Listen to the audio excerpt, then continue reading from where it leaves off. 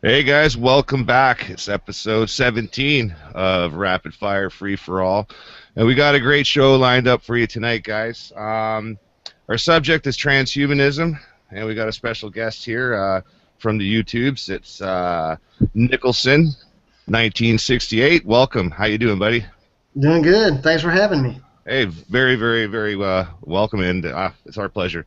And we got some familiar faces here. Rick, want to introduce our Hello, panel? hello, everybody. Welcome to the show on transhumanism. This is going to be a pretty crazy show tonight. We've got Ladder Rain here with us, and Hey we got guys. and there's Professor Doom. Hey,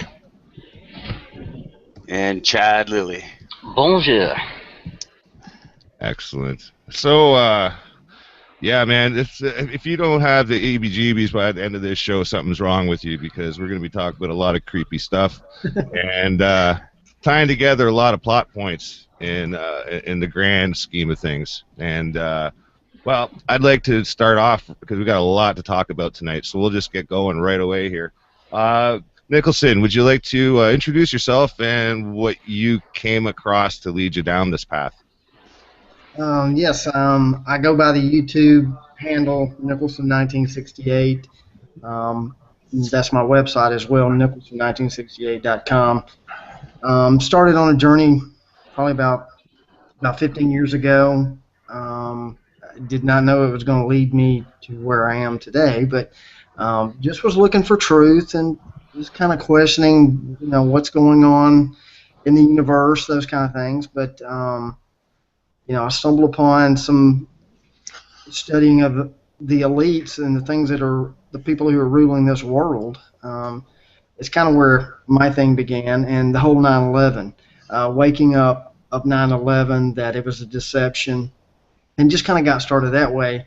And I figured if 9/11 we were lied to about 9/11, then what else have we been lied to about? And also, what started my YouTube channel too was 9/11 was known about in advance in the movies, in the music, in the media. So the next event that the elite are trying to pull off or things, that information would be encoded also in music, movies, the media. So I just kind of try to decode things, and because they have their own little hidden language kind of thing, and that's kind of where I kind of got my start. But then here lately, just stumbling on programmable matter, DNA, the triple helix, nanotechnology, AI, Morgellons disease, which is a mysterious disease you can hardly find information on, but it's real, and connecting the dots. Because if you look at things separately, you really won't figure it out, but when you start connecting the dots, that's when the bigger picture comes together. Not only with that, but a lot of other things in the world. So that's kind of what I do. That's like the mother lode of like all rabbit holes. Yeah. And then I stumbled on transhumanism, that which I'm invited here tonight to on the panel. So I appreciate it for having me. Thank you. Hey, not a problem, man. We needed somebody, and you've been doing this since long before any other of the YouTubers kind of jumped onto the subject. That you, it, it was I kind of, did. it's a crazy story how you kind of got into it in the first place, and I found it rather interesting. It was, I you did. And people thought I was crazy at first. When you start speaking of downloading your consciousness into another vessel and things like that, way back in 1999 when I was posting, when I wasn't even making videos yet, I was actually posting on my little blog spot. yeah. Yes, it was.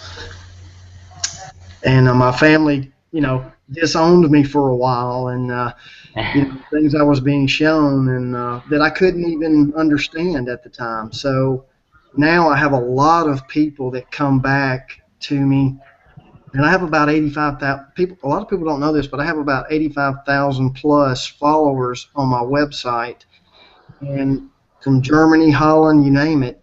Right on. And they come back and they go, Nicholson, I watched your video about 3 years ago, and now I come back and I watch it now, like it makes a little more sense. And that's what I've always said is to get from A to D, you have to understand B and C, because you just. So what I'm saying is, there's people out there tonight. If you've never heard of transhumanism, then you might not get some of the stuff. You may think it's science fiction, but but you have to understand B and C. You have to do some homework, some studying, some research. So if I sit down with somebody and say, "Let me tell you about transhumanism," they're gonna go, "What?" They don't even know what I'm talking about. So, and like, but I was gonna say, by the end of the night, like, what we're gonna basically show the listeners is that what seems like science fiction here is actually a collection of several and many plausible things. Like, there's several things that might sound like outlandish, but you know what? They fit. They fit. Hey, everybody. What the heck?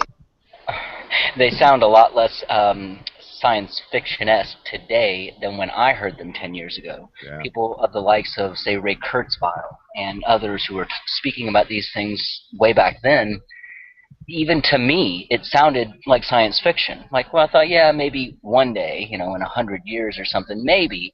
But now we've had such amazing turn of events and so many new things just thrown upon us that I'm beginning to see that this transhumanism agenda is in full swing. And some of the things that I first heard about that made me think along the lines of science fiction have already come to pass, making these things quite possible. Yeah. Well, you know what? A lot of these things, all the way from microbiology and testing, using other disease and other patented diseases, releasing them into the populations, monitoring their growth either in the social system or their actual biological growth, right? They, these things have all been kind of interconnected for certain specific reasons, and well, we're going to explore a lot of that tonight. There are so many topics that we could start on pretty much any one. What do you think is probably the most important thing to kind of start this path there, Nicholson? I'll tell you the most important part to understanding transhumanism. And people might not like it, might not agree with it. I didn't go down this path, but after doing years and years of research, if you do not approach this from the spiritual side of things, you're not going to understand what your enemy is after and what is being perpetrated on humanity. Because to me, this is not a Christian, Catholic, Muslim, black, white thing. This is what we're battling is way, way deeper than people understand. It's against humanity. That's where you got to start. Is a spiritual connection to what is being perpetrated. And Danny here, he's got a lot of research that he's done on some of the bloodlines and some of the ancient stuff that's been kind of spread around throughout different cultures as well, because it's kind of peppered everywhere, isn't it, Doom? Hey, you mentioned something, Robert, offline. Oh, sorry. I turned my mic off. Go ahead. I'm sorry.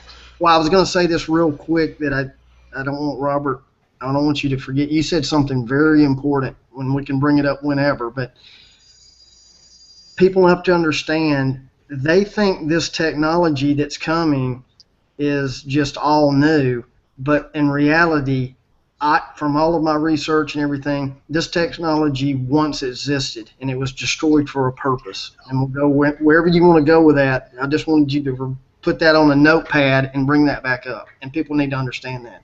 Gotcha. Yeah, and that is actually going to be very, very important. Yeah, Doom, I don't know, you might want to tell the listeners a few bits about how this might be like related to ancient blood feuds between the different lines. And well, I know Nicholson's done some work on that as well, but go ahead, sorry.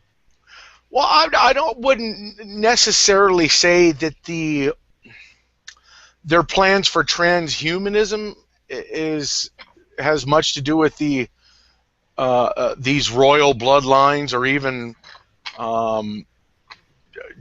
just the certain bloodlines. Period. I mean, you look at the let's say the European nobles, royalties, all that good stuff, right? Mm-hmm. And they're kind of into this interbreeding or intermarrying type thing. But interestingly enough, when you go to look at like the Babylonian Sumerian tablets, that's exactly what the writers of the tablets, being Sumerian or Babylonian, said about their own anthropomorphic deities. Shamash, Nanar-Sin, whatever the case may be, they were all doing the exact same thing. The gods were, or the alienistic gods, if you want to believe that aspect of it. And yeah, they were intermarrying sisters, half sisters, first cousins, all that good stuff.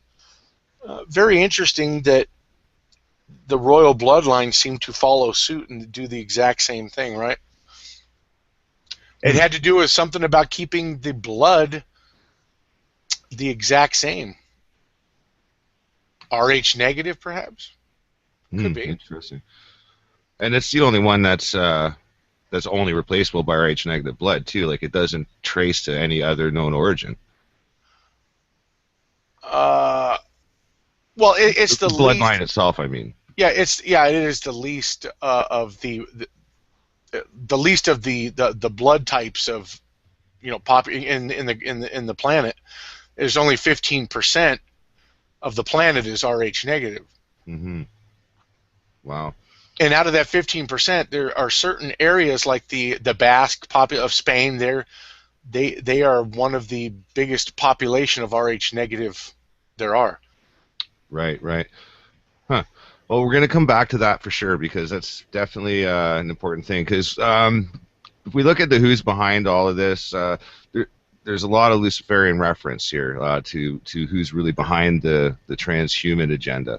And the reason why I want to bring in old family lines is because some of these lines may be responsible for keeping hidden or destroying the ancient knowledge, like the ancient technologies that might be being brought back. Do you want to talk about the Luciferian connection, Nicholson? Sure. I mean, you know, the whole thing with transhumanism, you know, what is transhumanism? It's trying to make a man a better man. That's all it is. And let me start by saying this. If someone has a limb missing and they replace it with a medical limb or, you know, another metal, that's not what I'm talking about. You know, if you have a pacemaker, that's not what I'm talking about.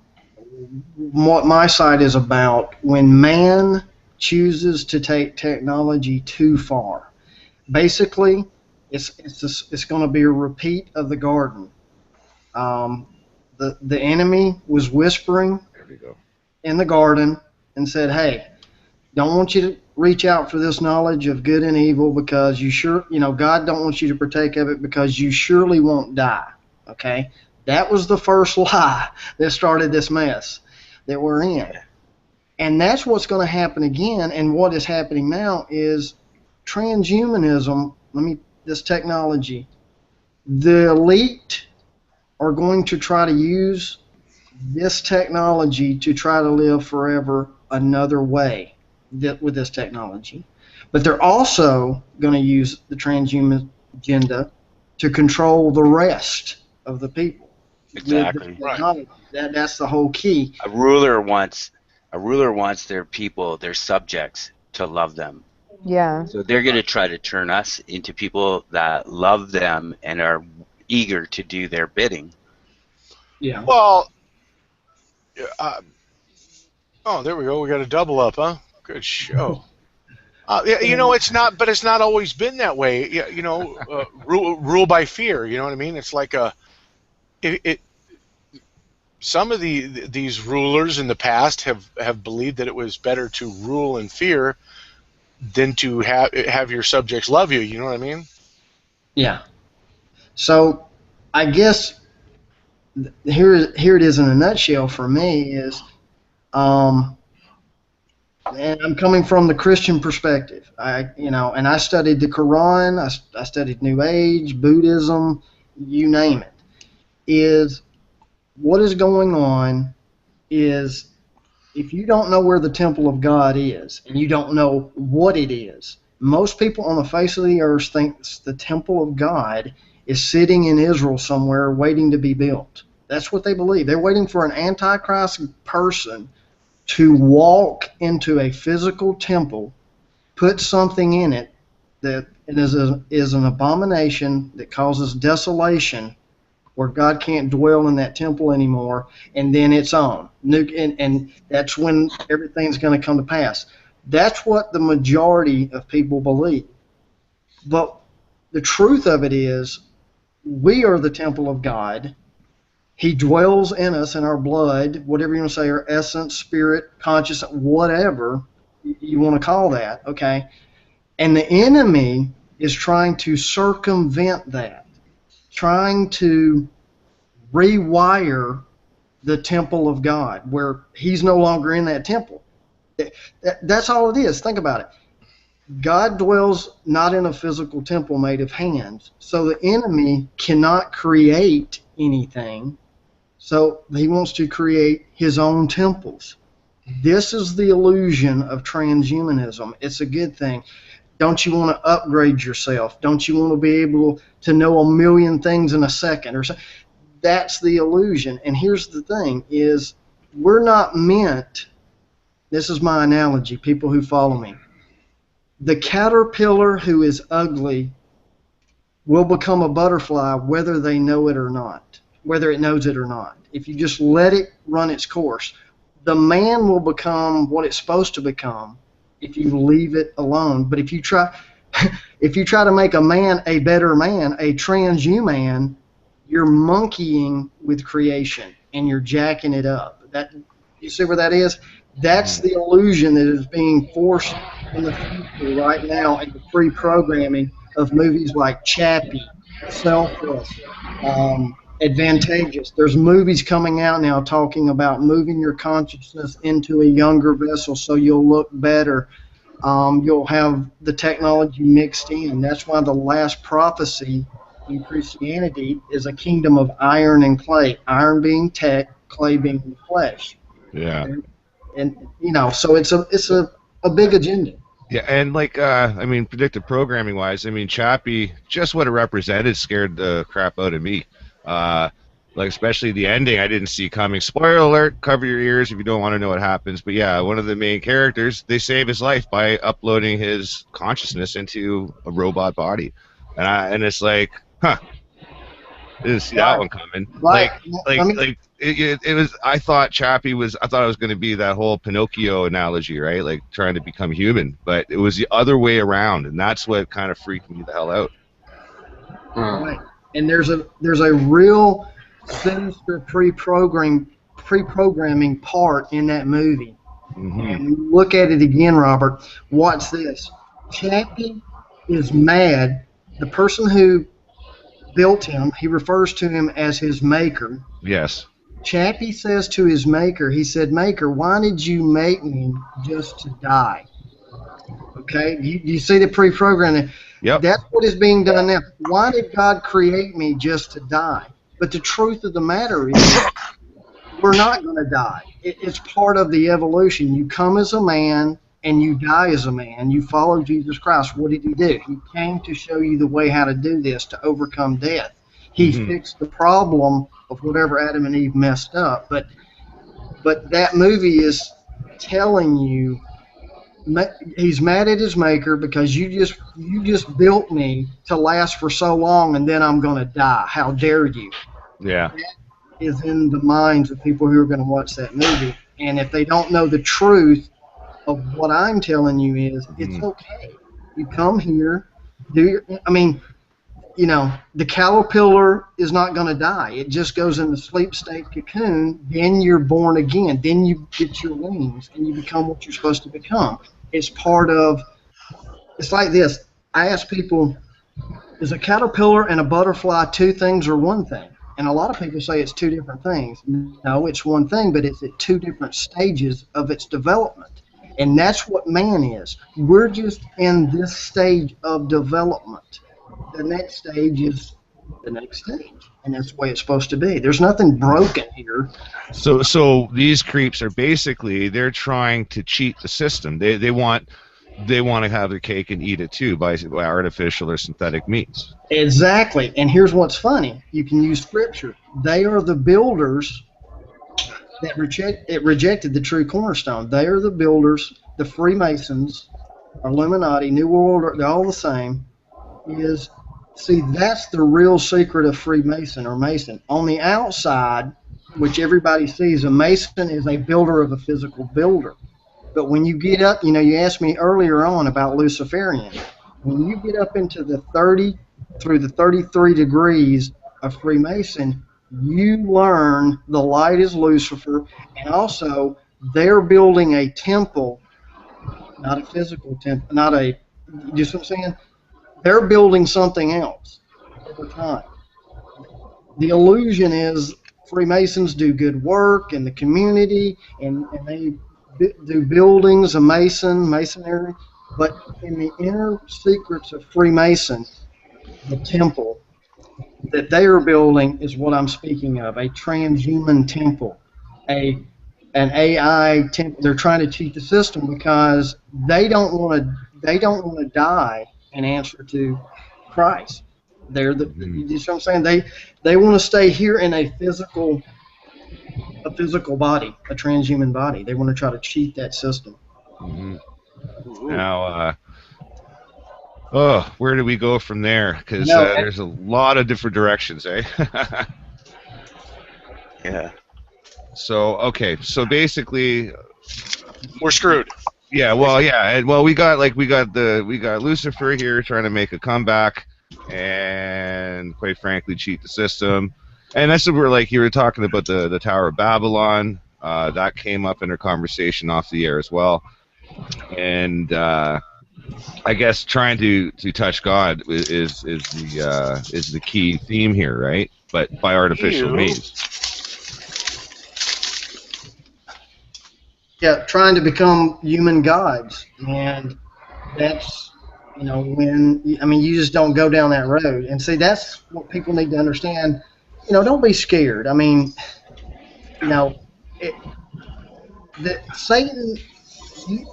is lying to the elites more than anybody. They're so arrogant, they think they have it figured out. And I have to share this with people. See, the elites are taught, the secret society, Skull and Bones, all of them. See, they believe that man, this is the key to why they do the dumb stuff they do. They believe man was held captive in the Garden of Eden. And it was not until Lucifer, Satan, the serpent showed up, shared the knowledge with man, that freed them from the bondage of the Creator. And that one day, through man's intellect, he will become gods. That's what they believe. That's what they were taught. That's why they do what they do. That makes sense. Yeah. That they would say that. In a sense, it's a twisting of the truth. Yeah, definitely. Well, Satan's a scripture lawyer, so anything they do is pretty much twisting everything that's good into bad. That's right. Because in fact, they weren't prisoners in the garden. The garden included the whole earth, really, because it says God gave him dominion over the whole earth. So, but they lived in that garden, and the fruit that they ate, that they were tempted to eat, was the knowledge of the tree of the knowledge of good and evil. So where they only knew supposedly good up to that point, they became aware of evil, and because to have free choice, you have to have a choice. You have to have another thing to pick, right? Yeah. Hey, I didn't give Spiro a proper panel welcome there. And he got kicked. I thought he left because he was upset, but no, he's back. Hey, Spiro, how you doing, buddy?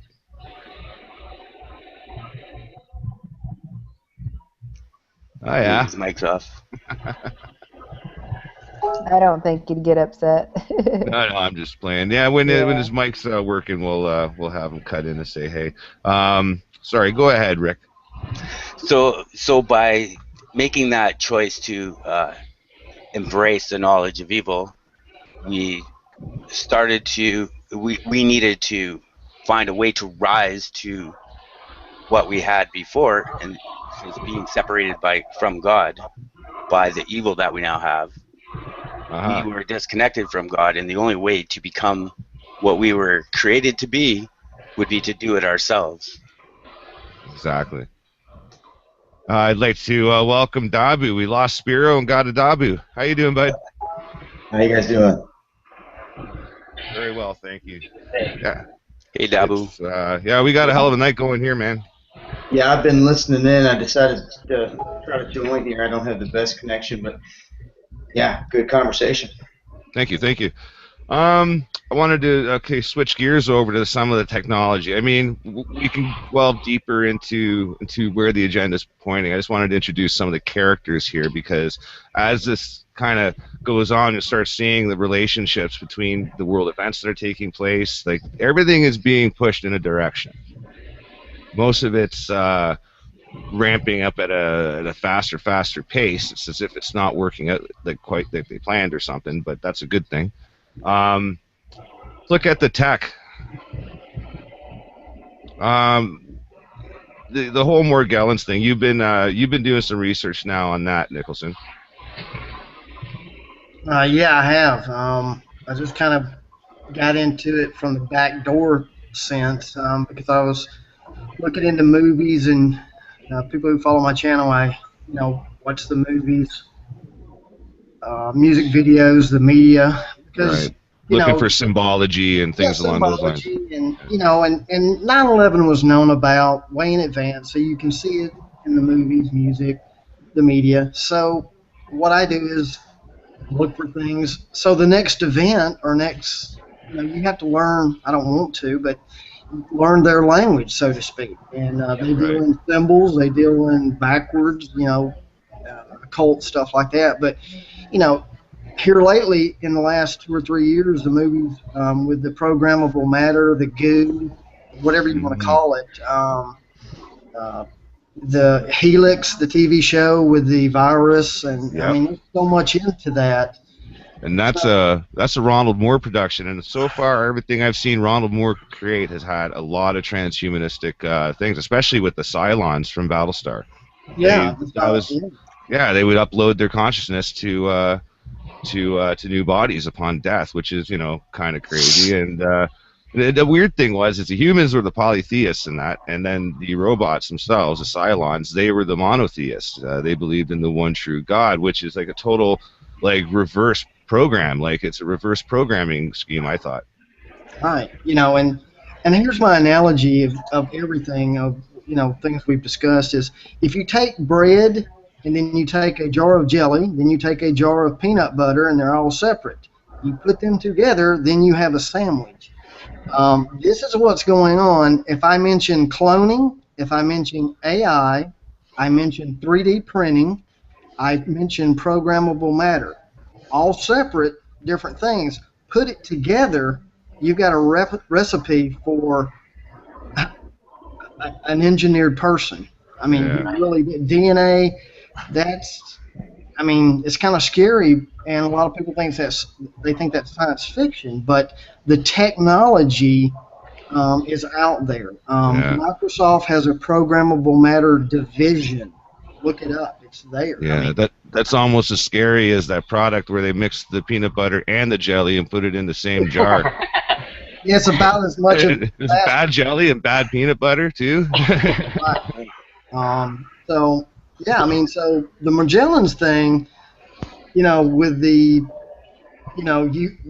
people who didn't believe in chemtrails at all 10 years ago, 5 years ago, now look, it's coming more to light, and what is actually chemtrails being used for, the metal in there, and that's the other thing. Humans are not meant for man-made metal.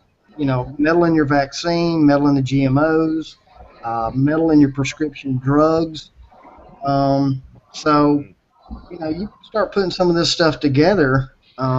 They're trying to condition humanity to accept more iron, more metal for what's to come. That's why the last kingdom in prophecy is a mix of iron and clay.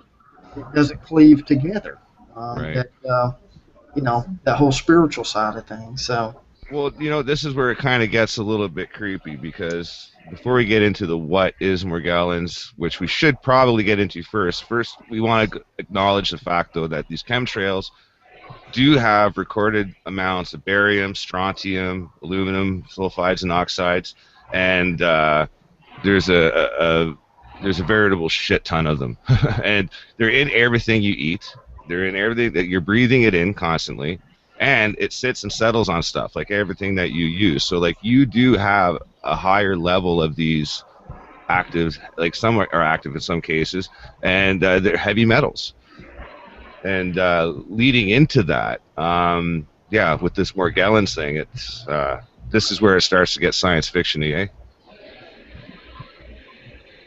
It does, big time. A lot of people, they're trying to push that people that have it are hallucinating, that it doesn't really exist and all of that. But, doing my research, I don't know, I'm not an authority on Morgellons, but, it's real. It's out there. Um, I don't know if it's a byproduct. If it that's the thing is that being done on purpose to give us Morgellons, or is that just a byproduct of the chemtrails with what they're spraying of the Mm-hmm. metals and our bodies are rejecting that in some of these cases. So I don't know. Right. Well, I think the people here are going to be seeing some videos that are pretty convincing that it's real. Yeah. Yeah, there's some there's some real numbers there I've seen online that, I mean, some people argue, oh, it could be fake or it could be whatever. You know what? Some of these videos are made by people, like just regular people picking these out of their source, these fibers, and absolutely, like, even artifacts are being like kind of built in these lesions. And when I say built, I mean they are forming, like, from the molecular level. They're forming in like a tiny little 3D printer almost. Like, it's just bizarre. It's absolutely bizarre. And yeah, I'm going to start populating some tabs here with some stuff if you guys want to run with the ball here. Well, could someone give a primer on just a breakdown of what Morgellons is for anyone out there listening that may not be even familiar with it? Yeah, actually, that's a great idea. Let's see what the mainstream says it is first. We'll go, if you want to walk us through Wikipedia there, Rick. The Wikipedia on Morgellon? Let's go where Joe Blow would go if he wants to know about Morgellons. If you want, I can screen share it. Here on.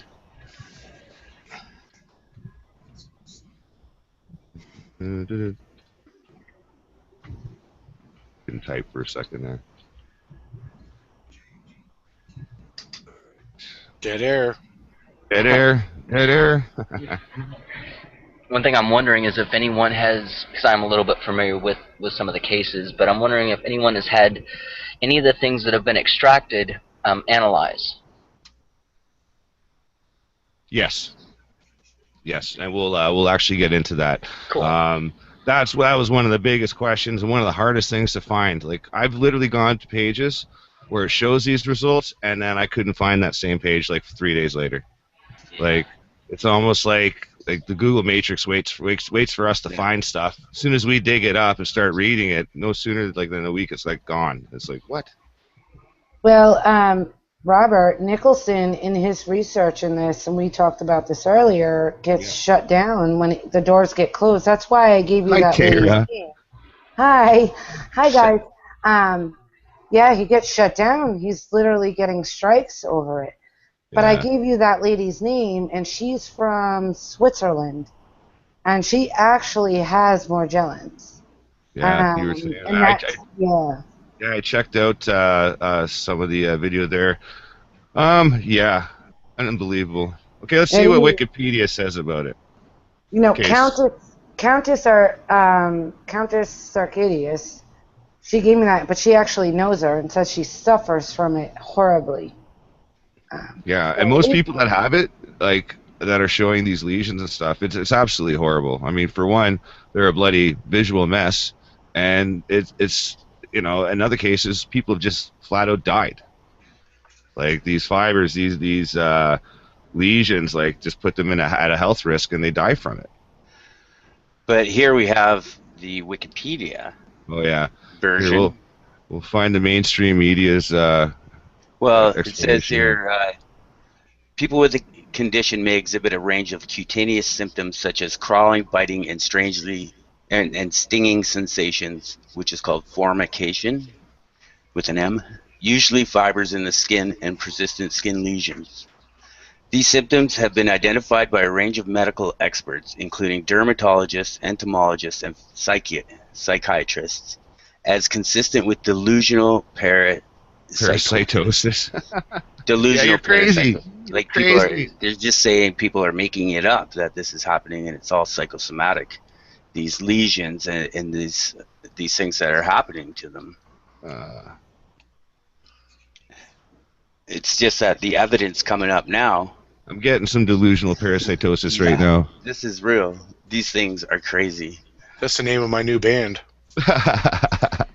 Nice. It's pretty much, yeah. But the Wikipedia, the mainstream media, anything, anywhere, they make it look like it's completely in people's heads. Okay, and then it says afterwards, weirdly enough, says some cases of self-diagnosed Morgellons have been more accurately diagnosed as known skin disorders. Right. So if it is real, it's a known thing, right? So if it is real, then it's not real. It's something else. It's something else. That's crazy. Okay. Blah blah blah blah blah blah blah. Self-diagnosed lobby. There's a lot here. Signs and symptoms. Okay. Main symptom of Morgellons is a fixed belief that fibers are embedded in or extruding from the skin. People with the condition may also believe that they are infested with disease-causing agents described as things like insects, parasites, or hairs. Well, that sounds like what methamphetamine does to you. No doubt. And I like how they come out and frame it as a belief. Now, if there's been actual tests and results on these things, and it's documented that it's occurring, where's the belief come in? Well, here's what they do, right? They throw everyone under the bus because they call them self-diagnosed. Anyone who's gone to see medical professionals, obviously the mainstream medicine knows best, right? Yeah. Yeah, well, I was telling Nicholson this earlier. I watched a show. It was in this month. I mean, just within the last few weeks. And the show was called The Monster Inside of Me. It freaks me out, but I watch it anyway. But it was about Morgellon disease. And so I watched the whole thing, and at the end, it totally said it was in these people's head. They were creating these things to come out of themselves. Oh. I'm like, you can go watch it, because they have the episode. I was just like, what? People are not creating that in their mind. There's something happening when you have fibers that they can't even tell you what they are. Yeah. When they analyze them, they cannot tell you what they are. Well, they can now, but the thing is, like, they wouldn't analyze them, and these are the fibers are nanostructures to begin with. And well, I'm kind of jumping a little bit ahead, but we'll get to that in a little bit. These things are absolutely insane. Like you'll see shortly. Anyway, so anyone's welcome. All these links will be provided, everybody that's listening, so that way you can jump in and research and jump in the rabbit hole yourself. I do want to apologize to the listeners. If you've noticed, there's no live chat due to some abuse issues. We just decided to not have a live chat today. We want to keep this professional. Got a lot of new subscribers coming in and watching the show, so I apologize. We had tried to set up a Q&A, but for some reason they're not allowing comments on the YouTube page, so I don't know. You might have to jump over to the Google Plus page and leave your comments there. But that said, I'm just going to go and pull up the YouTube here. There's a couple videos of these fibers. While you're doing that, Robert, if anybody wants to message me through Google Plus, I'll certainly get it to you guys. Absolutely. I'd love to hear from you live on Twitter as well. Anyone that to have anything to contribute to the show, we're always listening. Contact any of us through Twitter as well. Yep. Yes. I'm what am I? Tiberius 74, and that's with a Y, not an I. Hey, so we got Dabu with us. Is he there? Or, Yep. What's up, brother? I'm just sitting here listening. hey, all right. I just want to make sure you're here with us. Hey, I love your video. You gave a lot of shout outs there. That was pretty wild, man. Oh, I tried to. As soon as I did, it got attacked from hell. Because he didn't say my name. He didn't say my name. Oh, I say yeah. everybody's name I could possibly think of. I mean, there's so many people, but I mean, I tried to show a lot of love, and I didn't like that too much. Yeah, you know what happens, Dabu. If you do, you're damned if you do, and you're damned if you don't. If you miss somebody, you're in trouble. If you mention somebody, sometimes you're in trouble. Yeah. Right. That's why I just use the word everyone. Hey, everyone. Yeah, just a blanket, just a blanket shout out. Like, hey, I want to give a shout out to everybody out there. You know who you are. Well, that way, none of these fools can say it one way or the other. Go, yeah, he must be talking to me. No, he's talking to me. Oh, damn. Yeah. What's your take? I'd like to get Dabu's take on this you've been down this rabbit hole a few times too. Robert, too, just so you know, before you answer that, Spiro is here too. So. Yep. Oh yeah, he's back. He was here. Hey, he didn't have his mic working. How you doing there now, Spiro? Hey guys, I'm good. Can you hear me? Yeah, we can hear you now. Yeah, you're kind of falling in and out and back and forth. I had to swap out headsets, and then I got a notification saying that I was at 75% on my data, and I was like, I was just gonna hold off tonight, and then I can't help it. I said, screw it, I'm coming back, at least for a little bit. I gotta hang out with you guys for a little bit. Yeah. Good to have you, brother. I'm sorry, Dabu. Go ahead. I'm sorry. I apologize. I just wanted to here. I've just been listening in, to the whole thing. I mean, you guys have hit the points on it, I mean, with where they're going with this. But I think ultimately in the end, what they're working with is not only technology that controls thought, but where your thought can control technology. Yeah. And you start getting into that realm, it is pretty scary stuff. Agreed. But it could be very good too. I mean, depending on whose hands it's in. It comes down to everything. Yeah. Well, I think that's the ultimate question. I mean, like, when does the technology? I guess the technology itself is a neutral item. It's what gets done with it. Right. And I mean, let's just say, in a perfect world, vaccines would be a good thing because they were made with the righteous idea in mind, to help people. But I mean, turned around, it could also support a very, very evil and diabolical plan. Right. And that's why I think both sides need to be addressed. Maybe that's something a little bit for later, but just the devil's advocate side of how could this technology and even this transhumanism concept, could that be beneficial? And how could it be beneficial? But like you said, maybe that's for another time. Well, all you really have to do is go back to a 1982 movie and you'll see what it's all about. I think the technology would be great for really long drives. Yeah, right. Blade Runner's all about making replicants out of, just like they're talking about doing right now. As a matter of fact, I was going to get into that, and maybe I'll, that's a brilliant place to go, because we are going to be talking a lot about AI as well. Yeah.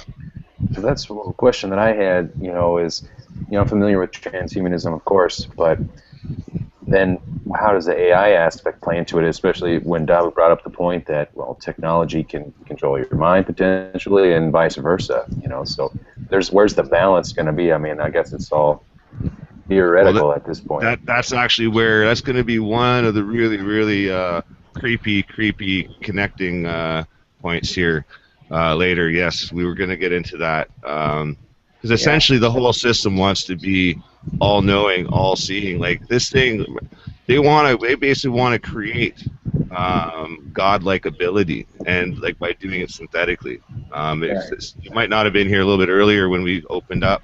We were talking about how the Luciferian concept is to basically do everything in a godlike fashion and achieve a new synthetic godlike powers. But they're doing it to everybody. Trying to be just like the God image. Well, isn't that what the whole 322? As above, so below. Yeah. That's why they quote all those things. Skull and Bones, Genesis 322. I believe in that too myself. I believe that there's. Yeah, and it's deeper than that. The 322 is we, as a human, we have two sets of 22 autosomes, because the X and the Y makes the 23, so it's 46 total, 22, 20, chromosomes. right? So the 22 and the 22, normal double helix human, Right. what the elite want to do is do the triple helix and add another strand of 22 with nanotechnology programmable matter, 322s. And then they could build from there. I mean, really. Yeah. They can keep trying to do whatever they want, you know what I'm saying? I mean, Mm-hmm. it gets crazy because you see so many different breeds. That's right. And Spiro, this is where I think the AI comes in, is because if every single nano cell in this programmable DNA is aware of its full, I guess you could say they're even trying to recreate the collective consciousness through artificial means. And that's where I think the AI comes in. Exactly. And programmable matter can reproduce, if not. And that's crazy. That's crazy. Very crazy. And like I said, I'm all, if you want to have a pacemaker or replace a limb, I'm not knocking that. But when we take technology so far that you're messing with the temple of God, which we are, that's all it's being, that's what it's all about in the end, is the enemy is just trying to rewire and recreate creation. And create its own through, cloning and all that. That's where you're stepping across the line, messing with creation and trying to create life another way. And that's what the elites are trying to do, is try to stay alive forever.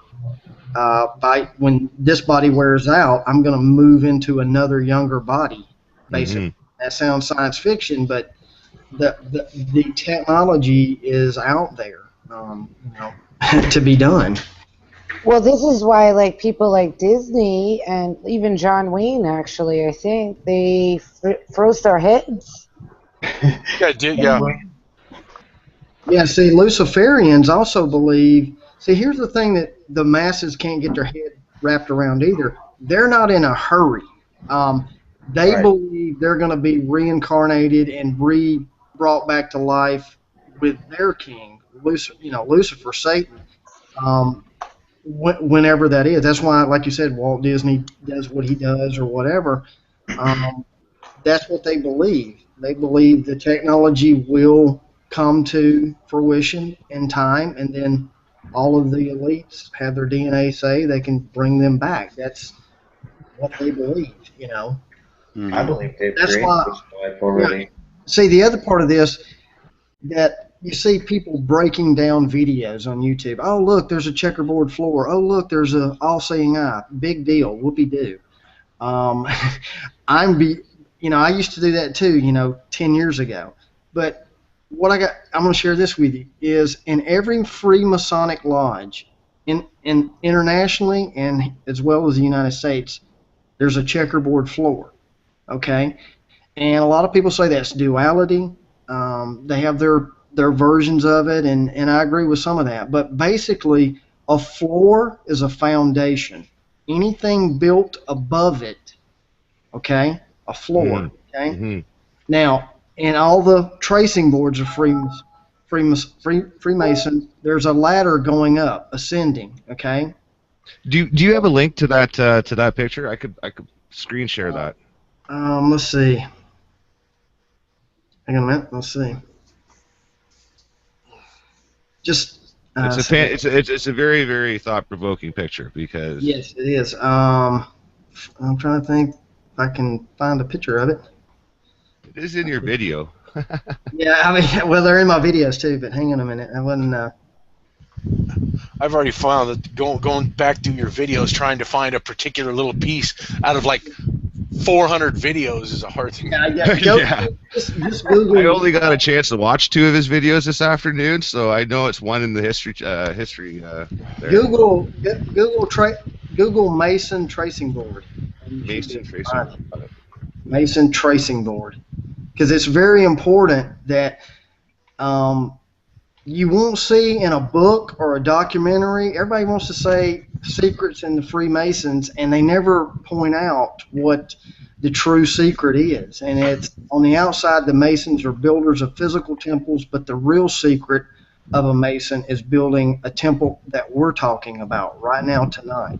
That's the real inner secrets of. You're exactly right. My stepfather was a Freemason, and I mean, I don't love that fact of him, but that's what he was. And you're exactly right. People don't understand the true inner workings of it and what it actually does, what it's Read the meant for. morals of dogma. Say that again. Say that again, Dabu. Read the morals of dogma. It explains everything that Albert Pike had laid out. Everything about everything in which he taught them and or teaches everyone that follows him and that whole belief system. And in the end, you also see that they plan to unleash the atheist. They make mention of the nihilist on the people. These are some of the final things that he speaks of doing. Sorry about that. That's There it. you go. Okay. And Dabu Albert didn't pull any punches in Morals and Dogma either. He didn't give the lower level Masonic sales pitch. He gave the, hey, look, this is what we're really doing. This is what we're really all about. You know. Right. So I appreciated that. All right. So you got it pulled up. You see the floor with the compass and the square. In a compass, you're trying to find your way, and that's what the Masons are doing. There's 3 pillars. I'm trying not to get too technical here. I'm just going to try to be simple so everybody can understand. You'll understand why all of the Illuminati music videos, they're dancing on a checkerboard floor. In every Freemasonic lodge, there's a checkerboard floor. So what I'm sharing with you, what we're talking about tonight is, notice in the garden, they were not supposed to partake of the knowledge of good and evil, or light and dark. Okay? Look what the floor is. It's dark and light. It's knowledge of good and evil. They're building and trying to build a temple built on the wrong knowledge. That's what that floor is. It's a compass. They're ascending the stairway up there. Also, the key hanging there is the key of Solomon. Because all Freemasons, all illuminated ones follow Solomon. But in the spiritual sense, the kingdom goes to David. And it also speaks in Revelation 3:7, for those who hold the truth, the key of David. Revelation 3:7, the key of David. Okay, so there's 2 keys. There's the key of David, which is the correct way, which David was a man after God's own heart. He knows where God dwells. God does not dwell in a physical building. He dwells in the hearts of men.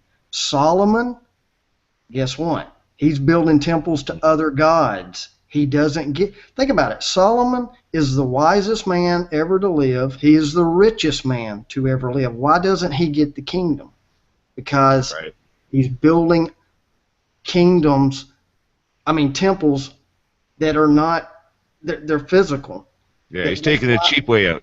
The cheap way out. So that's why I'm doing a video coming out now with, everybody wants to break down Beyonce's Haunted video. Okay? And when I break it down, you're going to go, oh, because Mark Dice and Alex Jones and all these people say they're going to break it down. And it's just ridiculous. But she's even singing to Solomon. She even mentions his name in the song. And you'll see why. But anyway, that's what that tracing board is. It's the 3 pillars of strength, wisdom, and beauty. And they think they can accomplish the 3rd temple or the transhuman temple that way, or that's what they're trying to do, is ascend a different way. Another Tower of Babel symbolism, Jacob's ladder, whatever you want to say, a DNA ladder. It's all the same. It's just how you look at it. It's the same message, but presented in a different way. So wisdom is the intellect, that they're wanting to use with the compass and the square to find their way. They're trying, because here's the other thing. I don't know if you can see it on here, but in every Freemasonic lodge, it faces the east. It faces the east. And that's very important because God is from the north. and he tells you, God in the Bible tells you, I'm from the north. Mhm. But in a Masonic lodge, he faces the east. And every fellow Mason, if he wants to know you're a Mason, he's going to ask you a question. He says he's going to ask you, "Are you a traveling man?" And if you answer, "No, I didn't take a vacation this year," they're going to know you're not a Freemason. But if you answer him and go, "Yes, I'm a traveling man. I've been traveling in the East looking for answers, looking for the light," he's going to know you are a Freemason. And it's that East. Because here's the other thing: man was thrown out of the garden east of Eden. East. I'm East. trying to find one that has the directions on it. This I one think will it's have a, it. I think, see, East, right there, up at the top. Yeah. Every time. East of Eden, man was thrown out. The Freemasons are trying to find their way back into the garden a different way. That's why it says anybody that comes into the sheep pen other than through my son, Jesus Christ, is a thief and a robber. That's what that means. They're trying to be like gods or go back into Eden that way. Yeah, it's almost like they're trying to emulate like every aspect of divinity, but through some kind of synthetic means. Exactly, with frequencies and tones. Right. We'll get into that later. Yeah, because I mean, we're kind of going through this it's kind of like we have to go by this like bit by bit through each subject and then come back to the subjects because these things are interwoven. Like soon we'll be getting into like seals, and these things are also everywhere as well, right? They're like in the dollar, in the money, in the currency, like the seals are there, like yeah, and these are all done for a reason as well. I mean, these people believe in magic. Yes, they do, and that's why they'll never change the dollar bill. They change every other bill but the dollar bill because that's their blood covenant. That's the covenant they make. They'll never change that. Oh, I'm glad that you segued into this because I've never shared this in a video because this is so deep. Okay, remember I just mentioned they follow Solomon, all right? On the back of your dollar bill, what they're trying to complete, that pyramid and the capstone that sits down, there's 72 bricks in that pyramid, 72 that they're trying to complete, the New World Order, whatever you want, or that temple, that new temple, okay, 72, okay?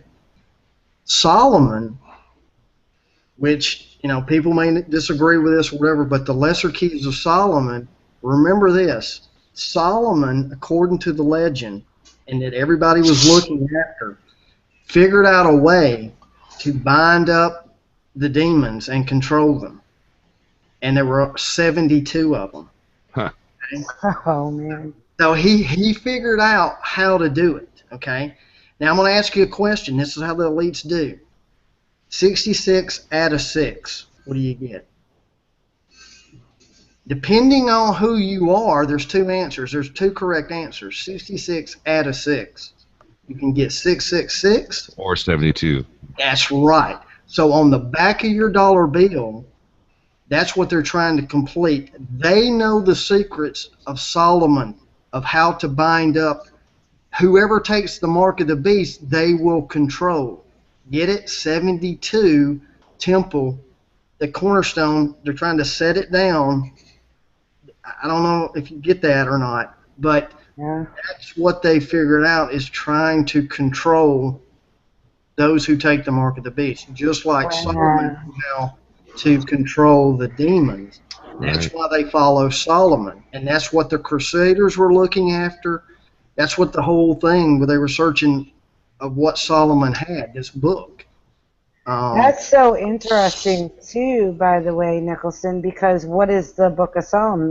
We were talking about the sound, right? Mm-hmm. The Song of Solomon, right?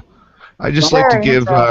Sorry to interrupt there, Terry. I'd like to give a warm panel welcome to Aaron from HealthNet News. How you doing? I'm doing great, Robert. Thanks. I got caught in a rainstorm, but I'm awesome. How are you guys all doing? Pretty good, pretty good. Can't complain. There's a Hey, big fire. Aaron, so I glad to think see you. Chad set something on fire because there's a lot of smoke north. Oh no. He, That's, cer- I'm he sorry. certainly did. He just nobody else has no idea. He set something on fire. Yeah, it's called Alaska. Yikes. Yeah, I think I saw something about that and somewhere about that, but yeah, so I'm glad to be here. Sorry. What time do you guys start? 7? We're on. We bumped it up to 5 Pacific, 7 or sorry 8 Eastern, so that way Yeah, we're live. the East Coasters could also enjoy the show. Oh, that's great. Yeah, I was thinking it was 7 Eastern time it start. Or no, I mean 7 Pacific time. I'm all confused. Yeah, I was gonna start it at 10 Eastern, but I thought I'd move it up to 8 because I got it. So yeah, it's actually smarter. Yeah, that's I didn't want to keep you up till 5 in the morning again, Aaron. Yes. yeah, or and say the ladder and all the East. Yeah, Yeah, we were up late. Aaron. So Well, Aaron, you're here now, and that's a good thing. yes, No, Aaron, we have a good friend here that will be into the Magella thing is Nicholson 1968. Ladder and I told him about you earlier, so because he's into this. So Great. Hi, you'll Nick. have fun with him. Yeah, he's a great guy too. Yeah, and It seems like actually, Aaron would be. Oh, sorry. oh, sorry. Yeah, no, I was just going to say your timing couldn't be better because we're slowly segueing into some of the technical aspects of Morgellons.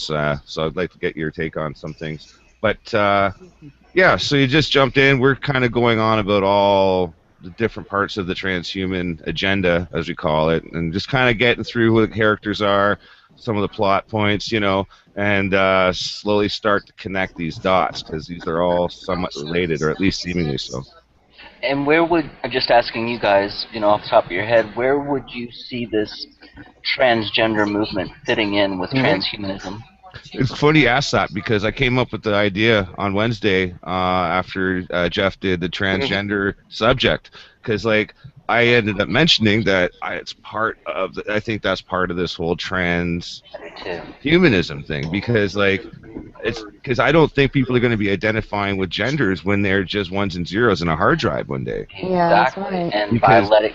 And by getting people to let go of their association to gender and identity. Sure. They could pick their own, you know what, and then they could be kept in there like a prison. They could be taxed in that virtual world, and they could be the best slaves ever. Absolutely. It's a very, very scary concept, but I mean, that's why customization is such a big growing trend these days because, you pick your avatars everywhere you could go. Once you're on a hard drive, you can, Yeah. And you better really trust the people who own the server in which you plan to live forever. Exactly. You better pay your bill on time. That's right. Well, the alarming thing is that it ties in with so many other things that indicate that they are trying to tighten their control on large groups of people, like everyone. Yeah. With the militarization of the police, just with the mainstream media false flags that they're putting out, trying to put fear porn into people. Everything is here's the thing. to control. Yeah, and that's why this is so hard to connect together in the big picture for some people because these all look like isolated situations and like they're not connected, but they are. Like, you know what? You have to look at everything that they're doing at the same time. What are they trying to accomplish at the same time as getting these FEMA camps set up, and they're converting shopping malls and other places into these camps? What are they doing at the same time? Legislation. They're pushing for mandatory vaccinations. They are prepping Joe Public. For war. They are prepping for the possibility of basically quarantine and martial law, like a martial quarantine, I guess you could say. And once they marshal a quarantine, then you can effectively vaccinate everyone by force and get them ready for the next big step, whatever the case may be. But I think this is not going to be. They're going to try and push this through. I don't think they're going to succeed, but they are going to try and do this. Yeah. If it comes to that. Remember earlier, I think Dabu mentioned the rule by fear, and many of you guys mentioned it. A lot of the kingdoms and empires, they did rule by fear. They only realized that it only worked for about 80 years. It turns out you just can't kick a dog over and over. Apparently, they will bite back eventually.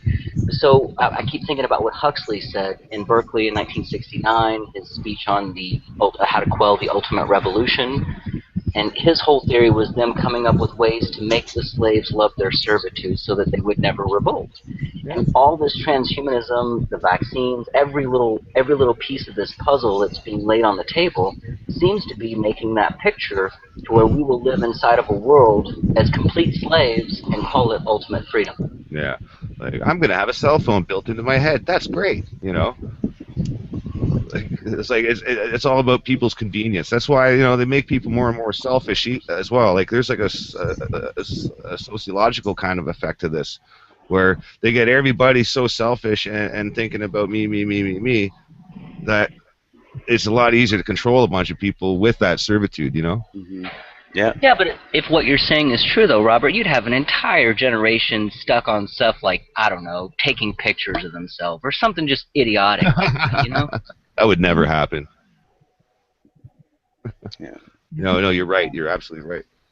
No, but that's what I mean. Like these people are like, you know, like they're also dumbed down like for a reason as well. Because if they ever were forced to unplug from the Matrix, they wouldn't know what to do. Yeah. Yeah, they would freak out if you took any of the technology away or any of their toys, or I mean, if they had to resort back, like say an EMP hit, if they had to resort back to that, a lot of them would probably die because they can't. I don't know that woman's name who played in Splash. What year was that movie? I can't sleep, you know. I can't Google it. Yeah. Oh. Daryl Hannah. Yeah. But you know what I mean? Yeah. I mean, if they can't Google something to how to survive, like Google how to survive, they're... But that's just it. Like I make the joke a lot that, you know, if they ever pulled the plug, I mean, these guys wouldn't be able to Google what to do next. Yeah, you do say that. I think that's where I got it from. It's true, though. It's very true. The art of conversation is a thing of the past sometimes. People are just too busy. I see lovers in a Chili's eating, and they're texting each other. They're not even talking to each other. I'm like, really? That's a great point, because look at the internet itself and what it has done to all of us, to the entire population, as far as making us more in tune with machines than other people. One little incremental step closer to welcome to the machine. Bingo. Exactly. Connecting. And they take that another step as well. They tell you not to trust your neighbor, turn your neighbor in if you're a fucker. So they're doing it from all angles. It's tactical, right? It's the triangular tactical thing. Like Professor Doom said last week, see something, say something. That's what we're being programmed to do. Yep, yep. And it's funny, in the side chat, you were just saying, Aaron, that because just now, like, I wasn't here because there were police lights everywhere, and I'm like, oh, here we go again. And I went outside. Somebody was talking in the yard. Oh, police cars. I told you not to poke out your head. I know, right? Well, no, I walk right out. I don't care. It's my property, and why you want it. But there wasn't even police inside the cars, and like walking around, going, okay, I could walk right in their car too. By the way, I was, open the door and drive away. But it was just a neighbor. I think there's something happened with one of the neighbors. She's a very heavy-set woman. So I think she has some issues. She's like down behind me. But you said, Aaron, the funniest. I think that Nicholson actually said bad boys. And you said that was a programming show. And of course it was. Of course it was. Why would they nobody likes policemen as far as they don't want to interact with them. Do you know what I mean? We don't. Yeah. So they were treating us for years now that the police have control. You're to shut up. I mean, there's some stuff I've seen on those shows that I'm like, they're not allowed to do that. And people just don't realize it. So they were pre-programming you to accept what the police are allowed to do to you. So you were absolutely right when you said that it was programming. They were getting you ready. I think Professor asked if they were filming an episode of Cops at your house, and that's what set the whole thing off. So you missed that part probably because you were outside, and then that's when But anyway, yeah, it's true, and I think I'm glad I didn't watch that show because it made them out to be like these heroes who are busted the whole military. I'm sorry, the prison what do you call it? My brain's a little slow tonight. The prison industry. Help me out here, guys. The military-industrial complex. The complex. Yes, thank you. So That thing.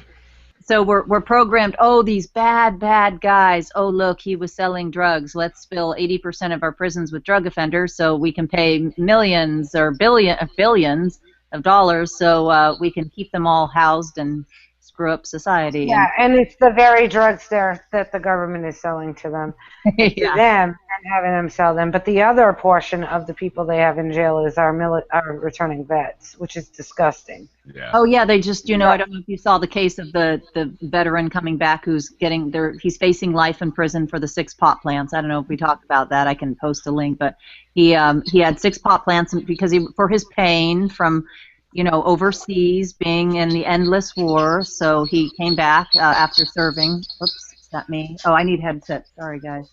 I'm a little ill-prepared tonight. I'm screwing everything. Okay. But yeah, he's facing life because of just he was. Well, they don't want the vets on the street, Erin. They don't want the vets on the street because they train them to defend the American people, not USA, the American people. Yeah. They train them to do that. So they'll never accept anybody coming into their loved one's homes or anybody else's home. So what are they going to do with them next? They're going to call them incompetent. They're going to throw them in prison on misdemeanors for years. Yeah. On a misdemeanor. I think they break them on purpose so they come back broken so they won't be a problem later. I think it's not an accident. It's not an accident. It's not an accident what they pump into them through vaccine, and they tell them to shut up and take it. And this is part of the program. It goes to everything we're talking about. This rabbit hole has little rabbit holes that run off the mind. A lot of rabbit. I mean, we could be here forever. You're bringing up good points, though, about the military, because even look at how the military itself is moving toward being a machine, being, the transhumanist agenda. You can see it in the military with the drones, with the artificial intelligence, with all the new technology. It's replacing men with machines, Well, yeah. And all the worst parts of the second Renaissance, that's in the Animatrix, where they do a little flashback of history with the war between humans and machines. Do I see it playing out that way? I think potentially. I think people are going to give themselves up gladly, though, personally. I don't think they're going to have to fire too many shots. But I agree. I think the AI will be there to make sure the herd doesn't get out of hand. Oh, are you kidding? I think people will stand in line. This will be like buying the new iPhone. I mean, people will stand in line and wait for this. They just can't wait to tell their friends. Oh, yeah. I think you're right. That's kind of scary too, because I mean, people talk about delivery methods and chipping people. Like I always kind of took the stance they don't even need to chip anyone. People will not put their damn smartphones down. Like, they're already chipped.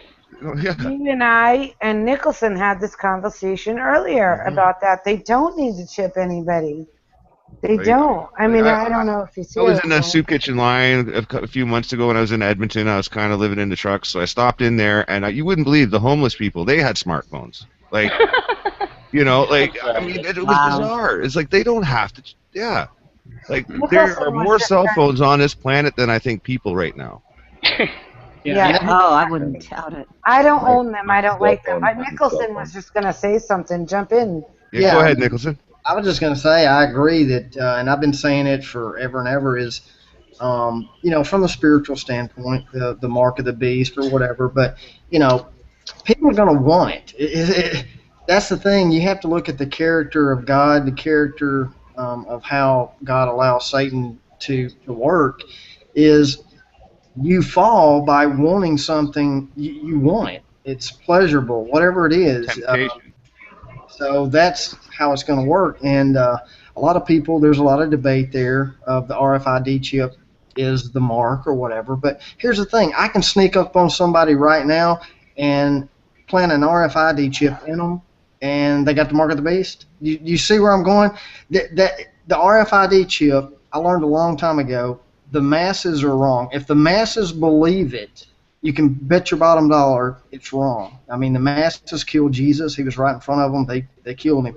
So if the masses believe the RFID chip is the mark. It is not the mark. Plus, it doesn't match up with Scripture, and it doesn't even make sense, because if the RFID chip was the mark, then you could sneak up on people and just insert it in them. And I mean, that doesn't make any sense. It's way deeper than that. It has to do with your consciousness, Yeah. your essence. It has to do with that. That's where we're going to go later in the program, probably with AI, matter, those kind of things. Yes. It's like the battle. What has it always been about? Choosing a side. Right. And that's where it comes into play, where the elite is. If you don't understand what Jesus Christ is about and come as a man, die as a man, that's why it says flesh and blood cannot inherit the kingdom of God, only spirit and water.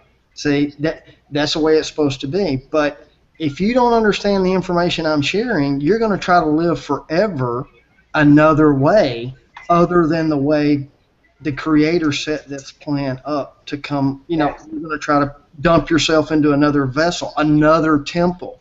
You're the temple of God. You're trying to be dumped into a temple of Satan with AI, all of this technology. That's why in Ephesians 2:2, Satan is the prince of the air. Exactly. And I want to add this, by the way, the most sensitive part of your head, the most vulnerable part of your head is your temple. The temple. If I walked up to you with a popsicle stick and stuck you in there, you're in big trouble.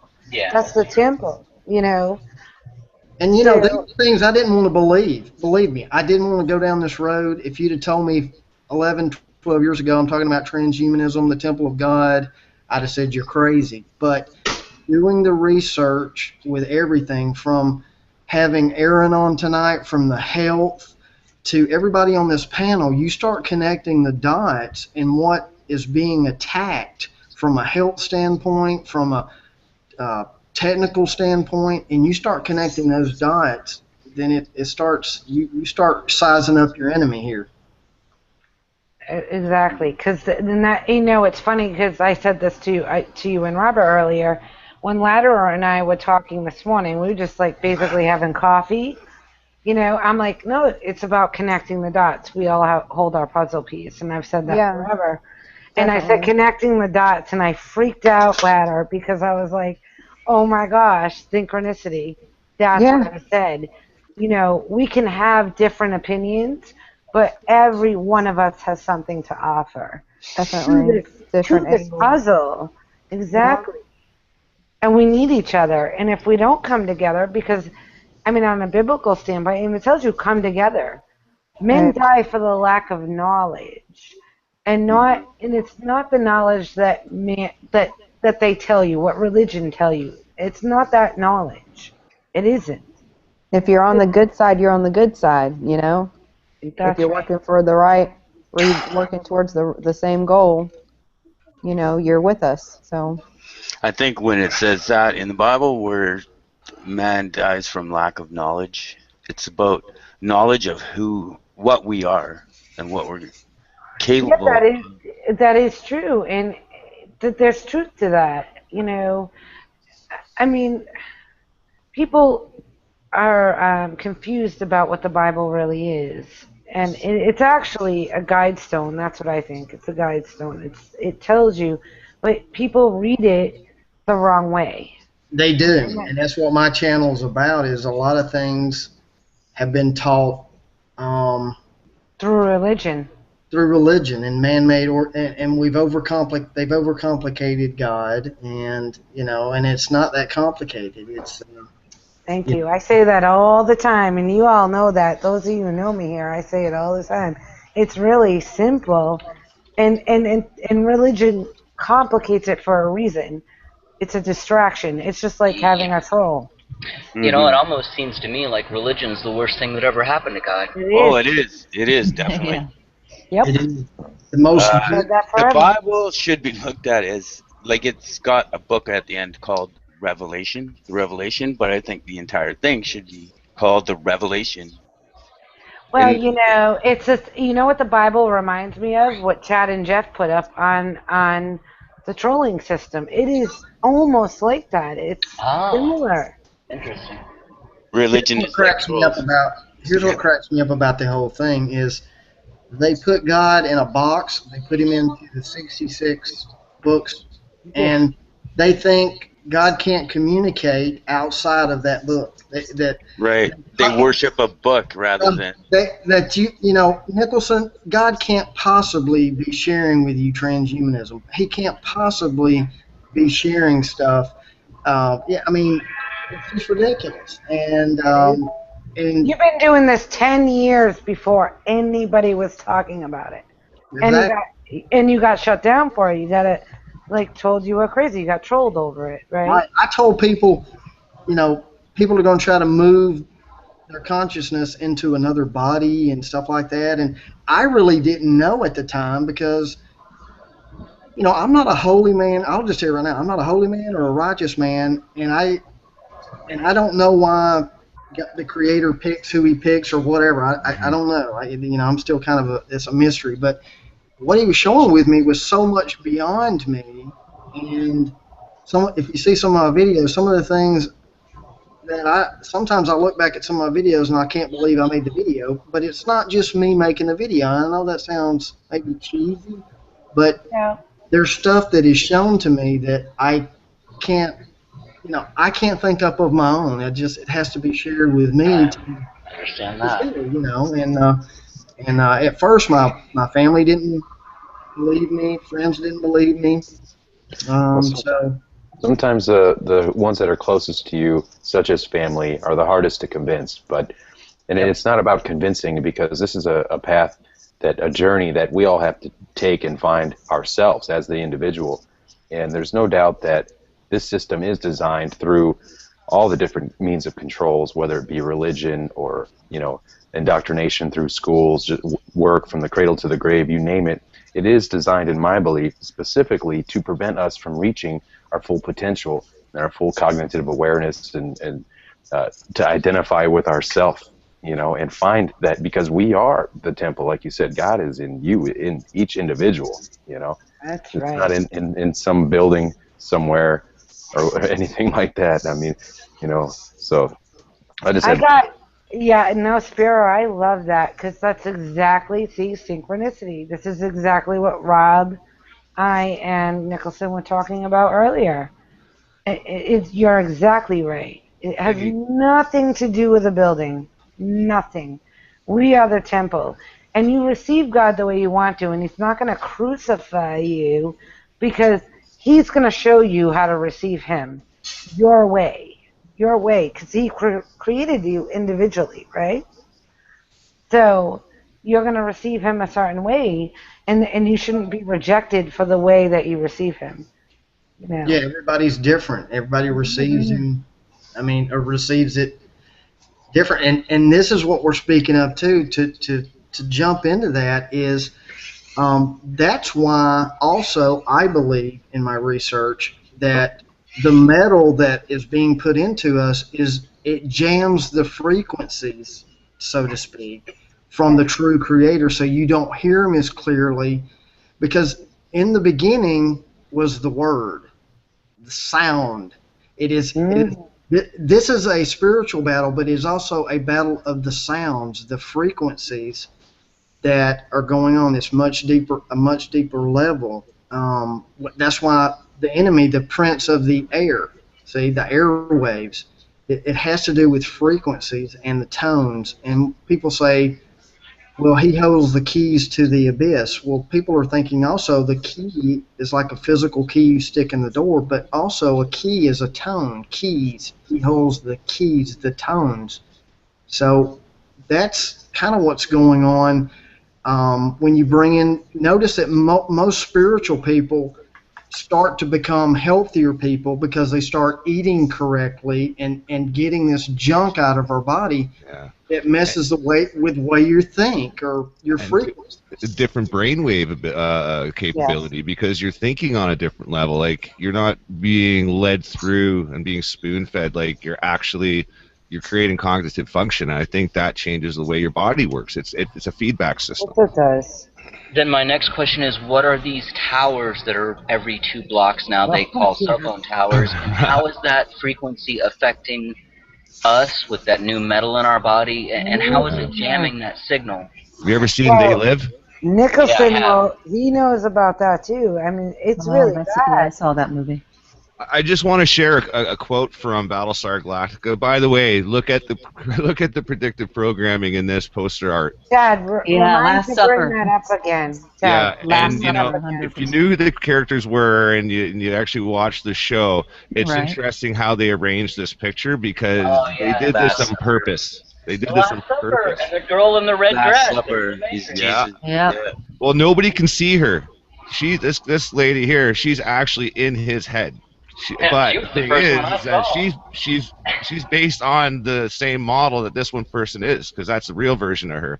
That's why she can see her kind of. It's really, really bizarre. But anyway, I want to get to this one line just before Brother Cavill. He's a Cylon, of course, and they're coming to terms with the fact that they're machines, right? But they don't like being human. They were made to look human, so they're actually mad at their own creators for making them the way they were. Like, it's kind of like how Chappie was kind of structured in that sense. But all the children are angry, the children in the house kind of deal. But anyway, he goes, I don't want to be human. I want to see gamma rays. I want to hear X-rays, and I want to smell dark matter. Do you see the absurdity of what I am? I can't even express these things properly because I have to conceptualize complex ideas in this stupid limited spoken language. But I know I want to reach out with something other than these prehensile paws, and I want to feel the wind of a supernova flowing over me. I'm a machine, and I can know much more. I can experience so much more, but I'm trapped in this absurd body. Like, wow. Yep, exactly. Room went dead. Lady Gaga, born this way, my paw's up. You're a dog. Just like what it says in there, my paw mentions the paw. So, I mean, yeah, like they don't want you. All the enemy is doing is trying to circumvent the Creator's plan. For me, that's what my site is about. I mean, it's so much more than that. But at the end of the day, that's the one game, is circumventing the Creator's plan of what we're supposed to become and the natural flow of things. But that's just my opinion, in a way, Yeah. Well, this is the thing that I want to try and I want the listeners to know, like, a lot of people have different areas of interest here, and when you can kind of see the direction of how these things relate, this might be a cause for more research. I mean, go out, look into your field and see how it applies to this stuff. And, like, we got to unravel this because there's a lot more to this. We're not going to be right about everything, but as it starts to connect together, these things do corroborate each other. Right, absolutely. And, we have to remove ourselves from this physical reality. I mean, even myself, we all get so caught up in our daily lives and our daily routines and the whole everything, work, rest, sleep, all that stuff. So when we can kind of take a step back from it at times and put things in perspective, don't sweat the small stuff, kind of let that stuff go.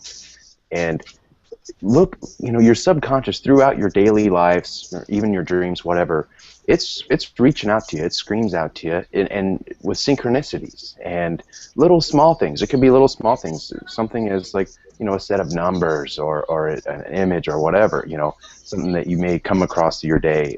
There's little things like that potentially have some significance to them that it's just little things to pay attention to, I think, myself. I've experienced it,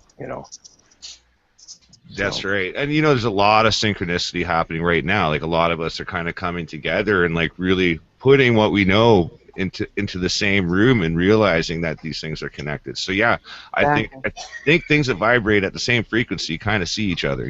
That's my take on how matter manifests itself. I totally agree. It does.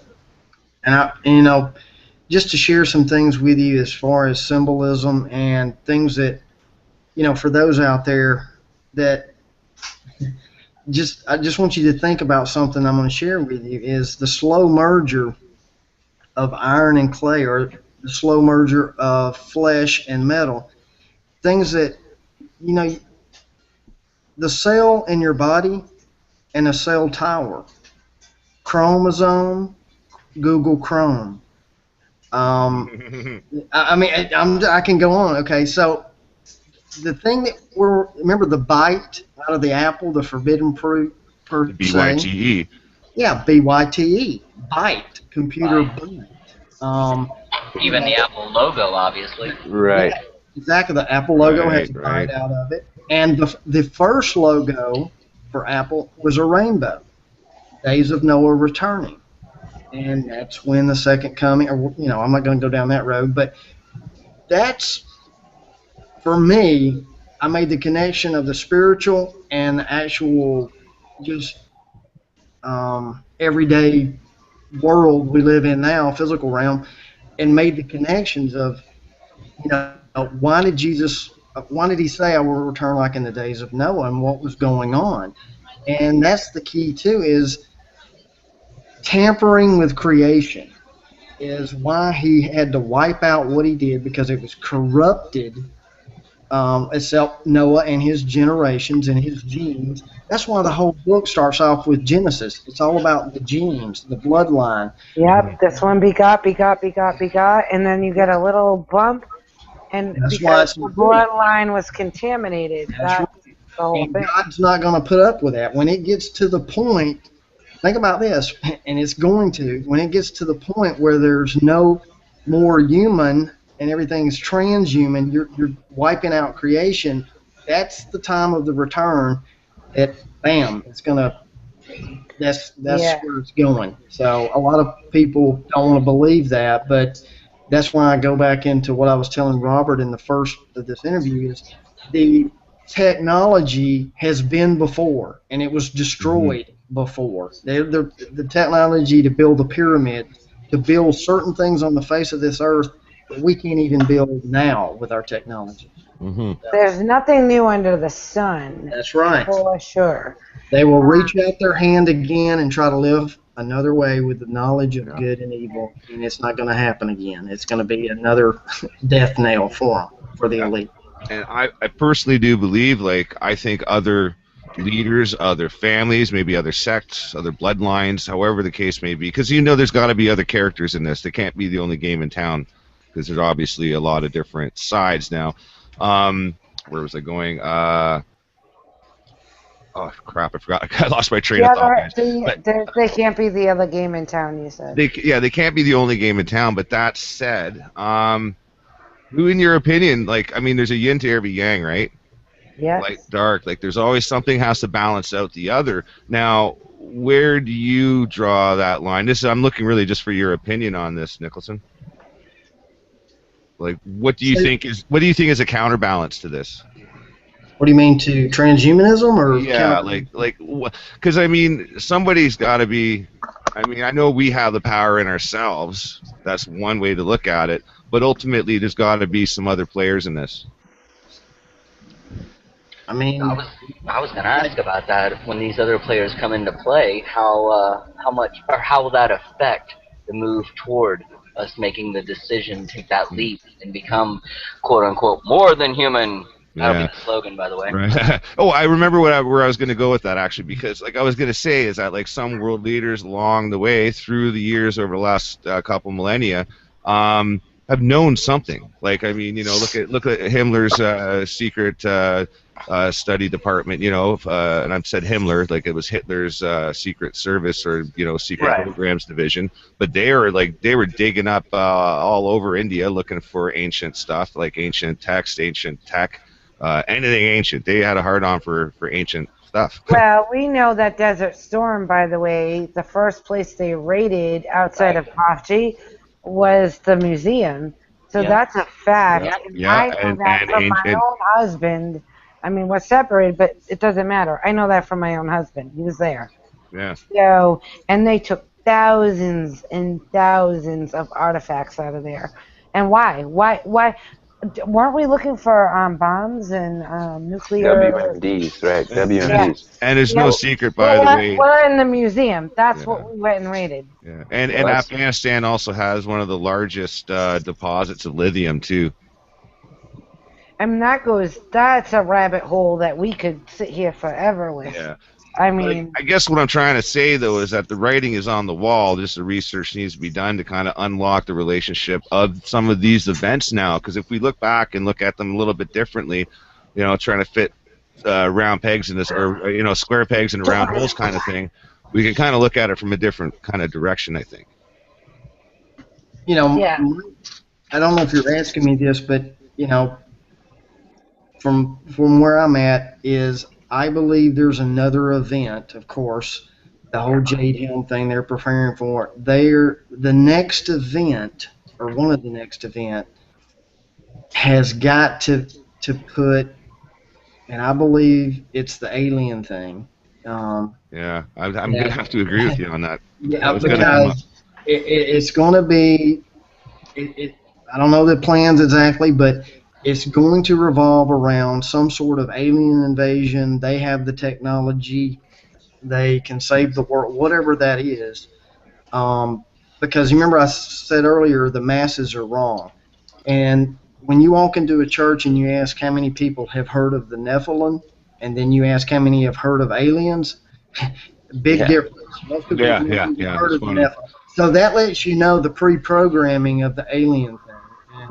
Right, that's why I went down the rabbit hole with the Keshi, however you want to pronounce it, Foundation. They have all this technology where they can heal people. They can go up into space without even needing doctors. I mean, they have like flying vehicles supposedly. So I think that's like a type that's right before all this other stuff comes into play. Definitely. Yeah, and there's these other. I've been kind of looking at other weird periphery stuff, and I mean, there's like Project Avalon. There's a Blue Sphere Alliance. Like, there's a lot of other stuff out there. I'm sure some of it's probably just some of it could be deception. Some of it could be real. I have no idea. I don't really have a basis for us to draw a conclusion there. But I mean, just to catch you guys up on that, apparently the Blue Sphere Alliance is kind of like a galactic federation of planets, and they've got the solar system blocked off, so no one is allowed in or out of the solar system right now, and they're not going to let the cabal win, and this whole transhumanism thing is going to fail, and they're aware of it. I don't know. It's all speculation, but it's worth reading into, at least, and looking into it. It comes across as disinformation, unfortunately. Mm-hmm.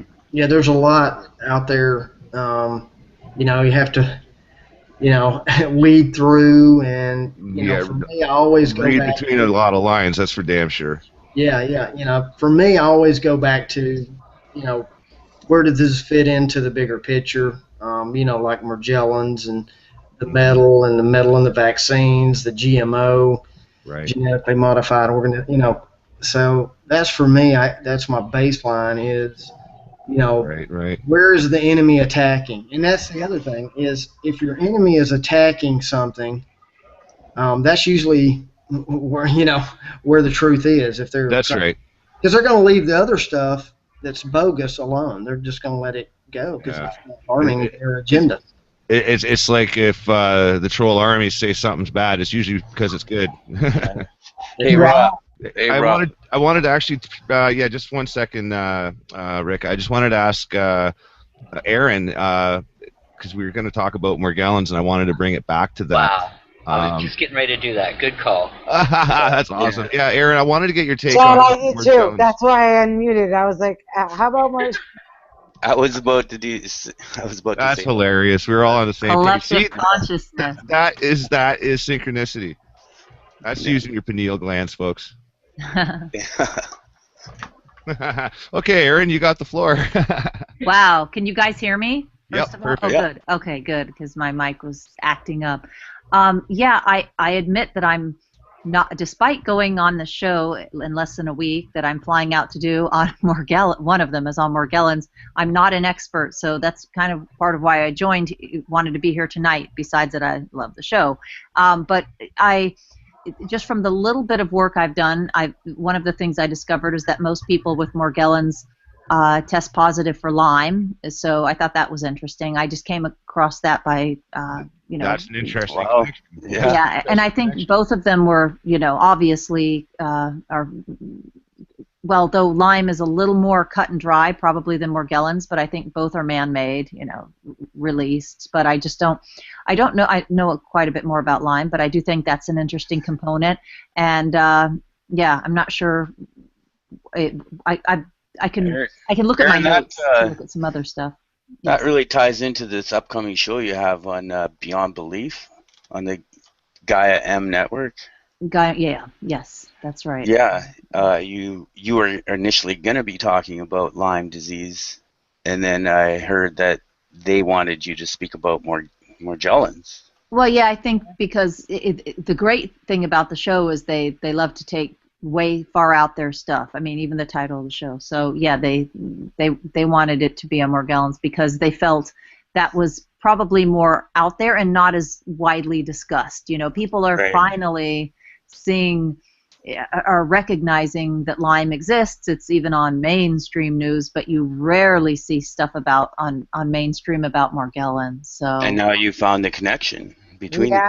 and I don't think Aaron was here for the fact that Aaron Nicholson's been trying to cover this and he's being blocked by YouTube about it. Oh wow. So wow, if he wants to jump in and tell you his experience with studying this just over a short time. Sure. And Aaron, have you ever encountered anyone, or has anyone ever contacted you that is suffering from Morgellons? There is somebody that they don't see, because Lyme you could do a blood test, now finally, like with Western blot you can get a blood test, boom, like I tested positive, so we know it's definitive. But with Morgellons there's kind of just a set of symptoms, and there's somebody I know well who I'm pretty sure has Lyme if they'd get the test, and I've known them many years, and yeah, I would say they fit the symptoms of Morgellons. I haven't had as many people contact me with Morgellons, but it goes all the way back, like I mentioned, to that article that Spin Magazine took a big risk years ago. I don't even know if they're still around, but they probably sold out by now. But years ago they did an article and they had the scientist in there, and he had all the people send in the samples, because they say that the fabrics they pull out in the Morgellons is just, from their sweater, their clothes, whatever. But that he tested those and they were nothing from this planet. So, I mean, nothing that... Really? I said this earlier, they're not from this planet. Oh yeah. They can't reproduce it. Or they were created by people. Right, exactly. Is it, bioengineering? I mean, bioengineering. Right. Yeah. Hey, Aaron, this is Nicholson. Hi, Nicholson. Hi. Hey, glad you're on. I'll just tell you this real quick. My website is where conspiracy meets reality, and I do a lot of stuff that's out there, but I will tell you, in the last 6 months, behind the scenes, none of my subscribers or anything knew I was working on this. And man, I will tell you this.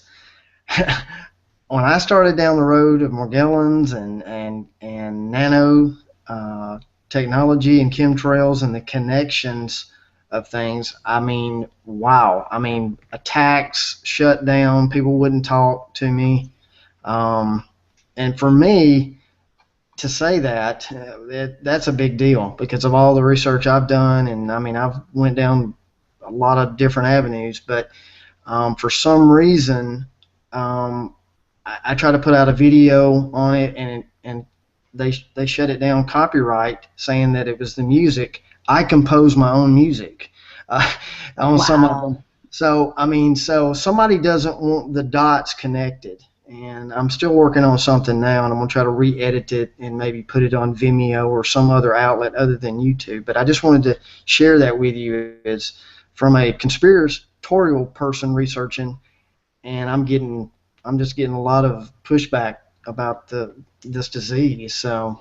Mm-hmm. Wow, no, I appreciate you sharing that, and I admire the fact you're going out there and talking about it. So yeah, it just was a total fluke because I mentioned somehow Morgellons came up in the conversation with the producers, but it is frightening, and the only person I've seen bring any attention to it recently, although that seemed like they didn't go into it in great detail, was and I'm forget her name, Joni Mitchell. You know, everybody knows folk singer Joni Mitchell because she has Morgellons, and then she had the stroke and she was hospitalized. So unfortunately, I think we may have talked about this before, it almost takes a celebrity, I mean, at least I think Joni Mitchell's cool, whatever, but that they have it before it can be recognized by mainstream. So I was surprised to see it in mainstream news that they mentioned that she had Morgellons, but it was more like they just said, you know, she thinks she does, or, you know, but I think it's still, people are in the dark. I was surprised that they did a segment on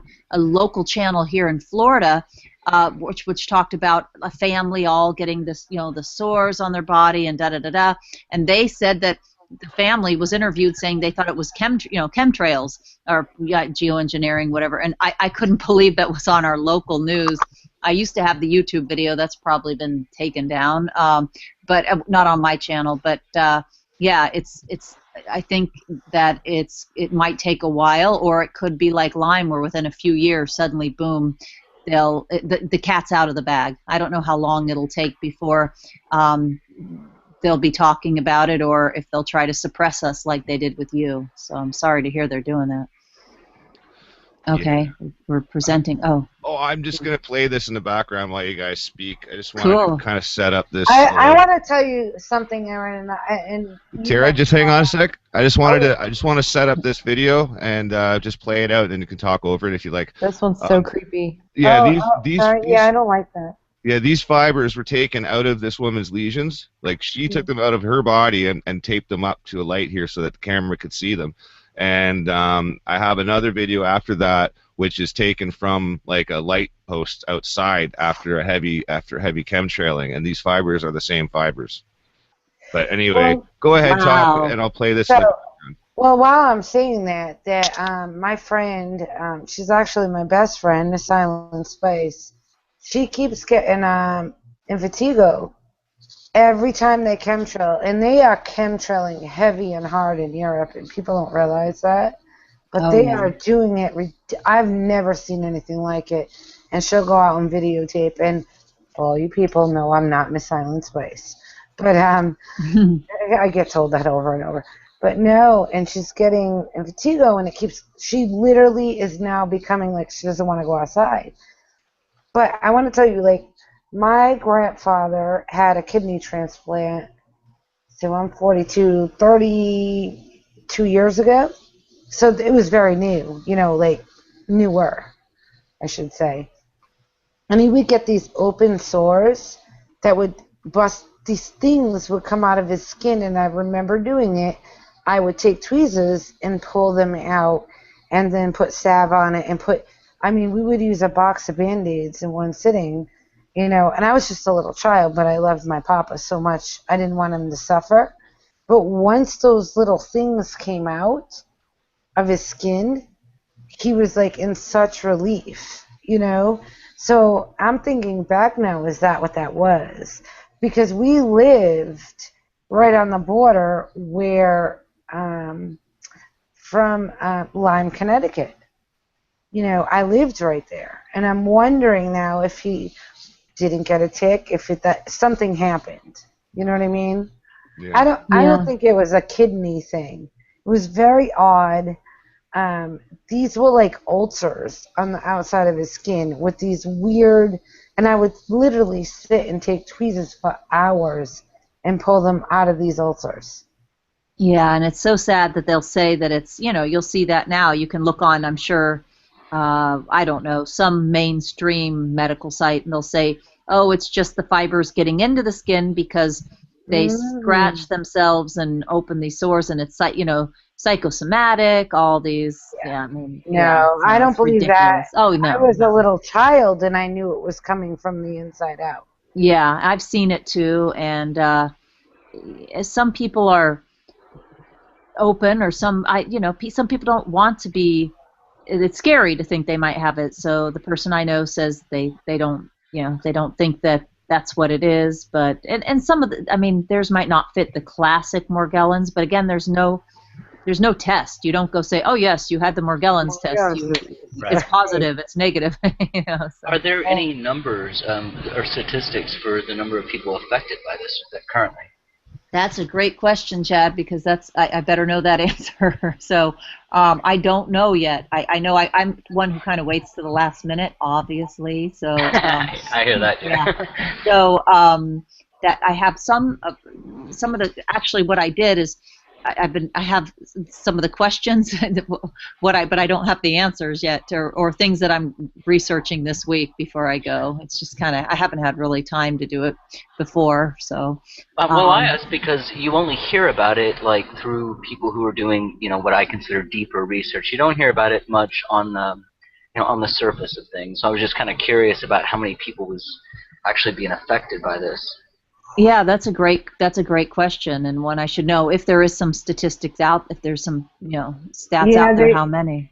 Yeah, they kind of bury that too. I talked to, and I'm going to give her a shout out because we can't see her, and I know she put up a bunch of information before. I actually gave Robert a link to somebody that actually has it, literally has it, and that was from Countess Arcadius.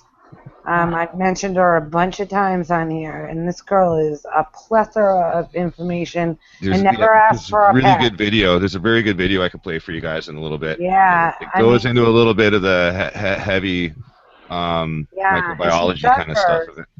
She suffers consistently with this, and they're told it's. Here's the thing. You weren't here for this earlier, Erin. I watched a show, and it said that. By the end of it, and I'm like, well, what is it? What is it? What is this thing? And they're like, oh, it's in their head. That's what they said. It was called The Monster Inside of Me. That's the show. Oh, it's a show. Yeah, I know the show well. I have a friend who was on there. It's in their head. And I'm like, that's concerning, too. Like, no matter how you cut that cake, that's concerning. Oh, that's sad that they said that on, such a show that so many would watch. No surprise. Yep. So. Yep. But this poor lady is, and either I or Robert, I'm sure, we can send you the link to this. She's from, I think, Switzerland, and she truly suffers with this, and basically told she's crazy. Yeah, that's what they told the person I won't name, but somebody close to me, and they said that they told them, they're just scratching and causing the lesions, and then that with the things inside, it's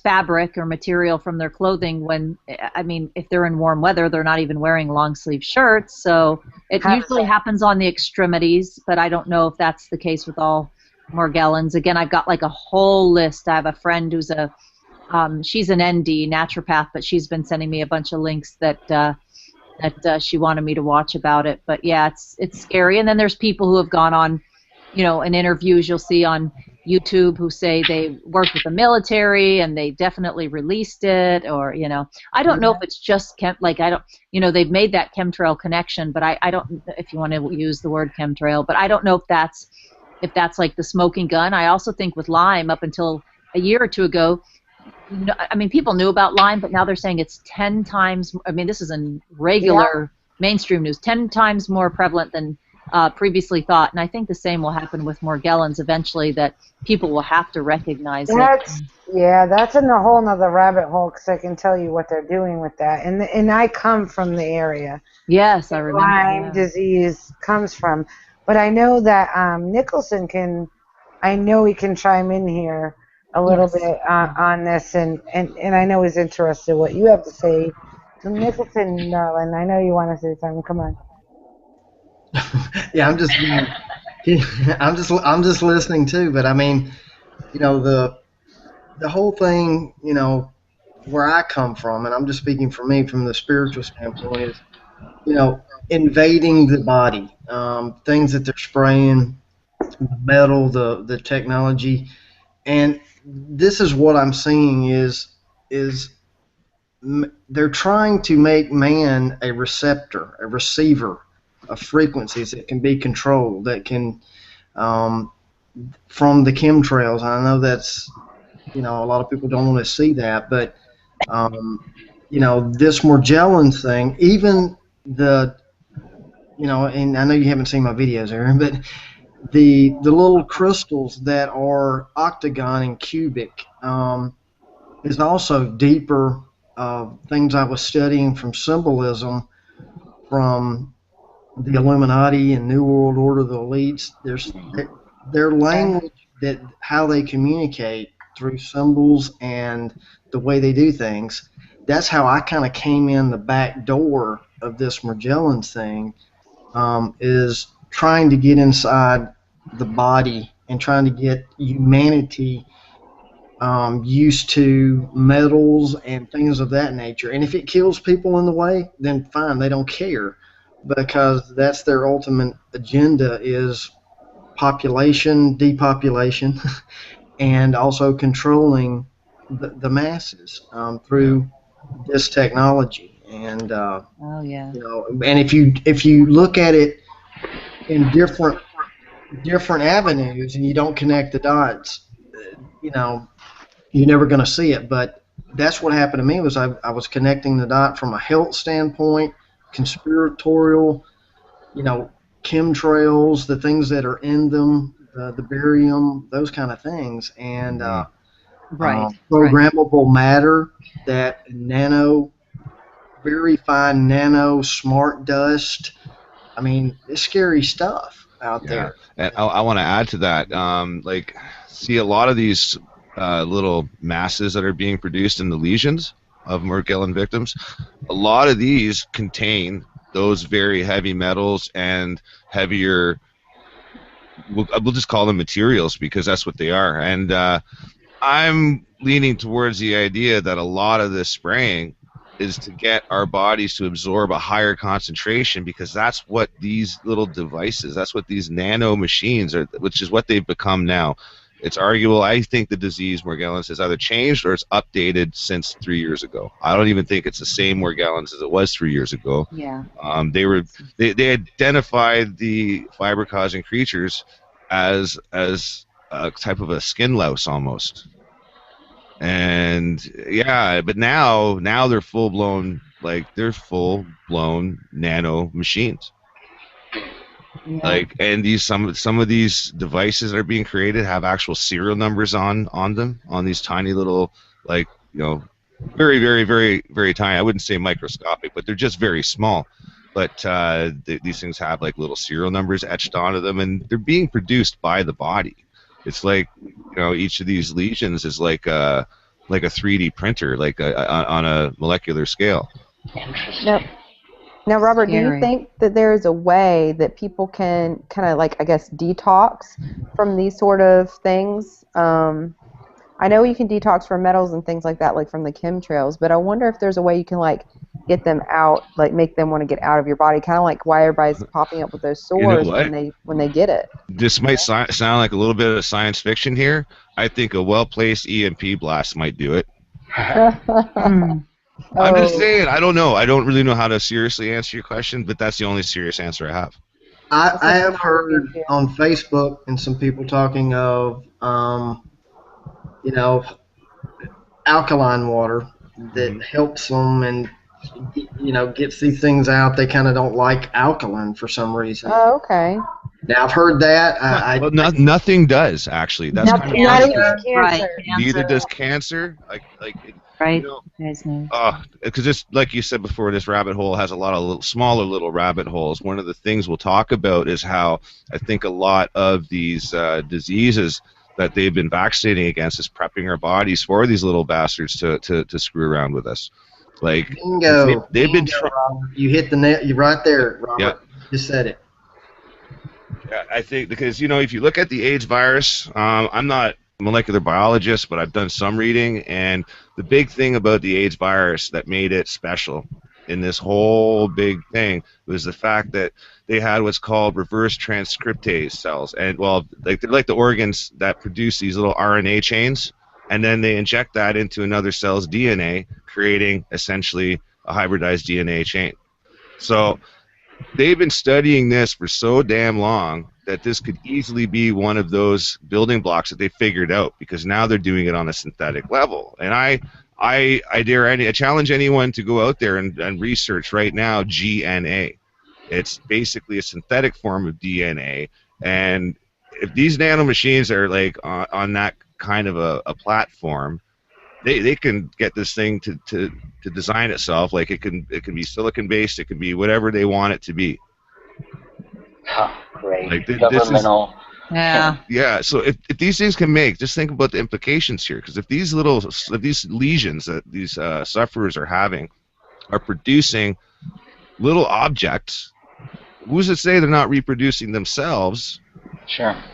And be connected to each other through some kind of like AI, because you can use all kinds of ways to power these little creatures. Like there's all kinds, like you got magnetic fields in your own body that can use induction. Like these things can operate strictly in an induction field because you just use the magnetism of your own body, right? It can. There's several other methods as well, but that's just one example. Now, these little guys are connected together on a simple AI and plugged into the main system. I mean, every single system is like another eye. Like every single critter, I guess you could say, each one of these nano machines, it's its own separate sensory organ, if you would. So there's a lot of implications here, and where are these things getting the materials to self-replicate? Right from all the heavy metals that they're dropping on everybody, and these people are absorbing, because it's in your food, it's in your air you're breathing, it's in the water you're drinking. It's on the plates. Maybe those are all receptacles, or to create the body as a better receiver for the signals that are being broadcast out, whether they be through the cell towers or whatever. Right.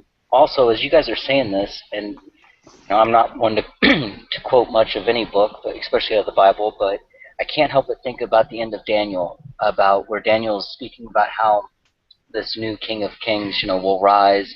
He will not honor the God of his fathers, nor will he care about women. They shall put in their estate and worship the God of forces. And I just keep hearing that, forces. And all these things that go along with what we're talking about operate on forces. And so if you had a GNA instead of a DNA, well, then you would have governmental nucleic acid or whatever. You have the Microsoft operating system for humans, and it would all operate on these forces that they seem to be able to control.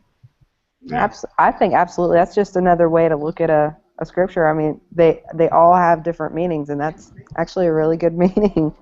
Yes, it is, and I get. Yes, Nicholson, come get you some. Oh yeah, I mean, definitely. That's what I like about the scripture, is it's multi-layered, multi-dimension. There's a lot of different meanings. Like in Revelation, it speaks of those men that want to die, but they can't die. That's totally transhumanism, right there, because you took in the mark of the beast. You're inside a digital realm, whatever. I mean, a lot of people don't want to believe that, but I mean, that's why I like studying the scripture, and what he shares with me, the Creator, is it's multi-layered. And think about this. Let's take this scripture right here. What I'm sharing with you is, on my channel, is Jesus shows you to come as a man and die as a man. That's how you do this. Now, take this scripture. Those who lose their life save it, and those who try to save their life lose it. That is totally transhumanism right there. There's no doubt for me that scripture is speaking of things in the future. Those who try to save their life are going to lose it, because here's the thing: if you truly believe in what Christ did and what He showed you, you're not going to try to live some other way. You know the way. So, people can say they don't want to believe in the Bible and not believe in Scripture, but let me tell you, the enemy and the rulers of this world, they know exactly, and they deal with it in what they do, and all of their moves are based off of the Scripture. It really is. So, there's a lot to be said of the attack on humanity through all of this metal and GMO, because that's all GMOs are. What you've done is you've taken corn from the Creator and said, you know what, it's not good enough. I'm going to genetically modify it and make it better. This human body that you put me in, I'm going to make it better. And you know what happens when you try to make it better, just like GMO food? It kills you ultimately. And a lot of people want to blame God. Why is he allowing this? No, he gave us free will. We're killing ourselves, or we're allowing people to kill us. And that's why I like this panel that I'm on. We're trying to figure this thing out for future generations, whatever that is, of what's really going on and connecting the dots. So I appreciate y'all being here tonight.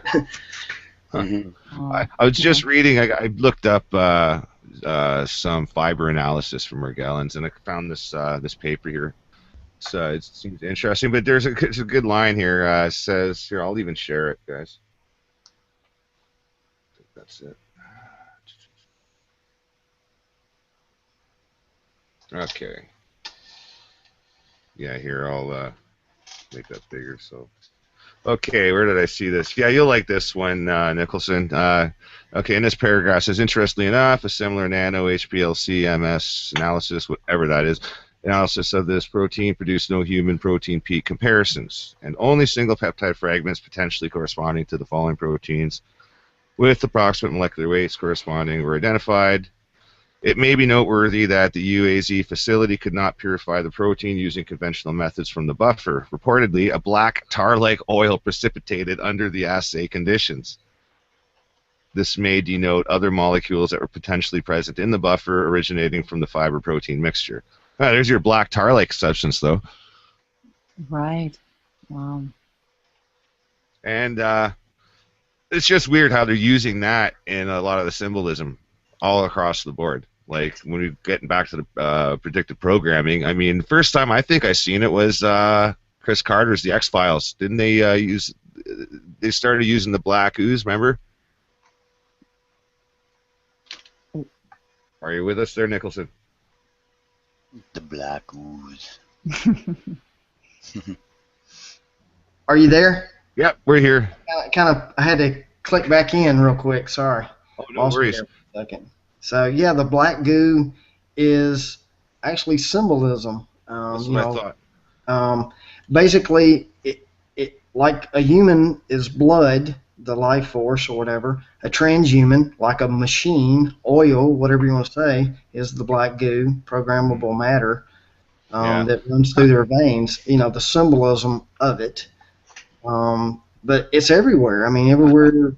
It's true, and you know what? Yeah. This latest week's episode of Falling Skies, which, by the way, guys, deals with an alien invasion.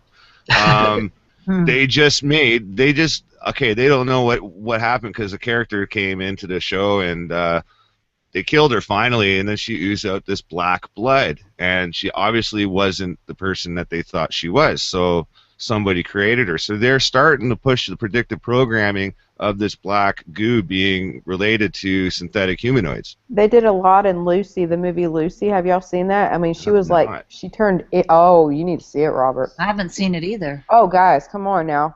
You haven't seen that one? That is like the most trans, like, human. Too busy doing truther stuff. Dude, Lucy. That's crazy. Into it, and it. Lucy's crazy, ladder. It's so crazy. Lucifer. Lucifer. Yeah. Yeah. I do some of that in my old videos, but yeah, Lucy is Lucifer, and then her whole brain works. And at the end, she turns into. Don't tell me. Okay. Yeah, you'll have to watch it. I mean, it's really good. Okay, yeah, definitely.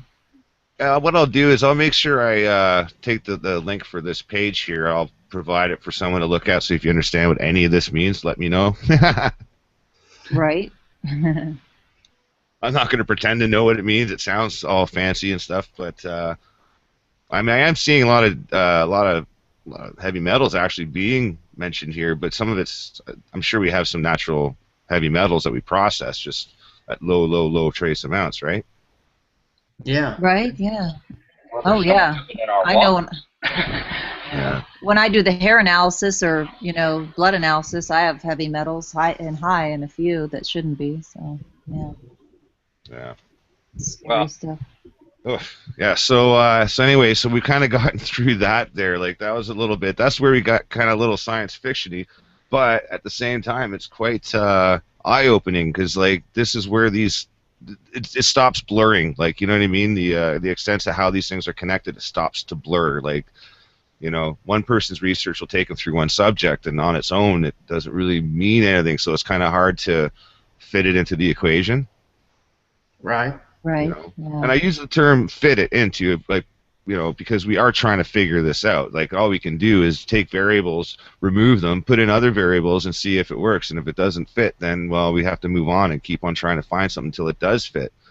You know, it's always likely that something is gonna a spot can be fit in twice by two other objects, but you know, you don't know until you start putting it all together.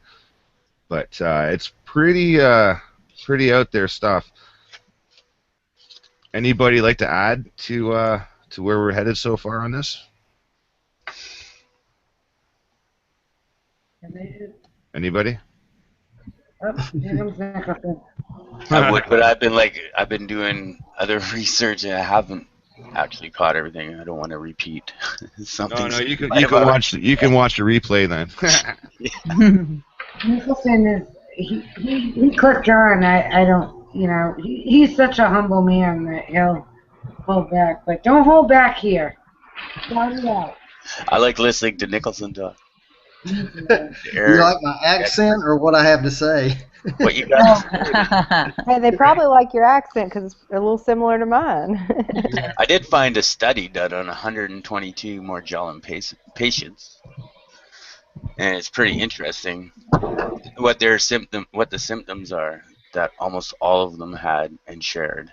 Yeah, well, they have that, and but then you know, the end result is it's all in their head, or like Aaron said, it's they're doing it's from their clothing, which I think is all a big old bucket of BS, but that's my opinion.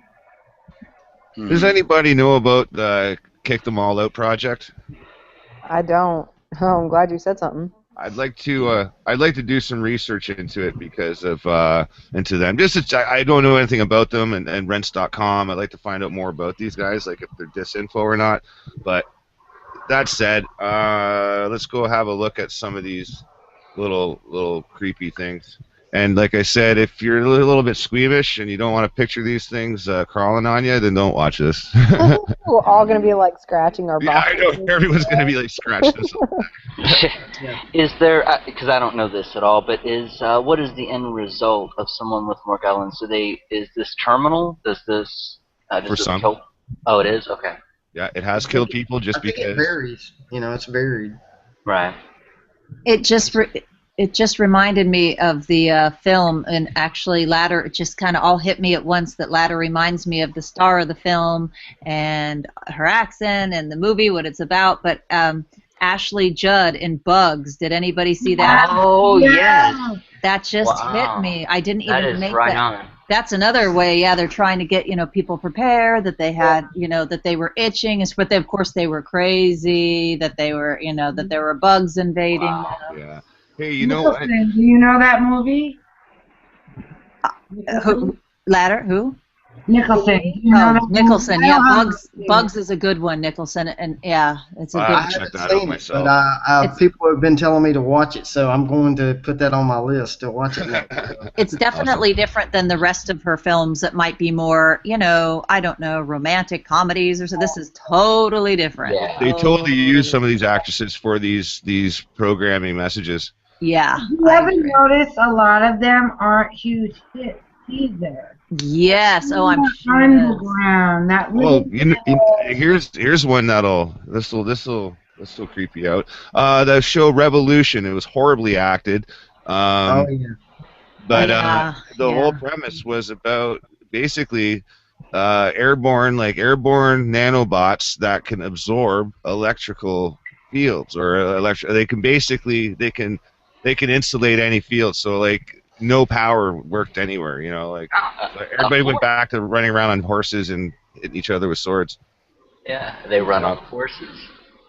Right, or that other one, I didn't, my significant other watched that one, he's into all that stuff, and then he watched the other one that I caught a little bit of with the woman, and she's trying to go back to the past, but it's like present. She's living in the future. Yeah, and then they had Cemento instead of Monsanto. That's another big one. That's called Oh, geez, I can't think of It's the name Canadian. right now. I think it's even Canadian or Yeah, somebody. it is a Canadian one. That's oh crap! It'll come to me like when I don't need to know it. Right. Right? Probably can look up Cemento. I can see a Cemento Monsanto. Of course, it was a bigger movie and really out there and all that, but just the title alone, I think, was enough to perform the function of acclamation. I, Robot. Oh yeah.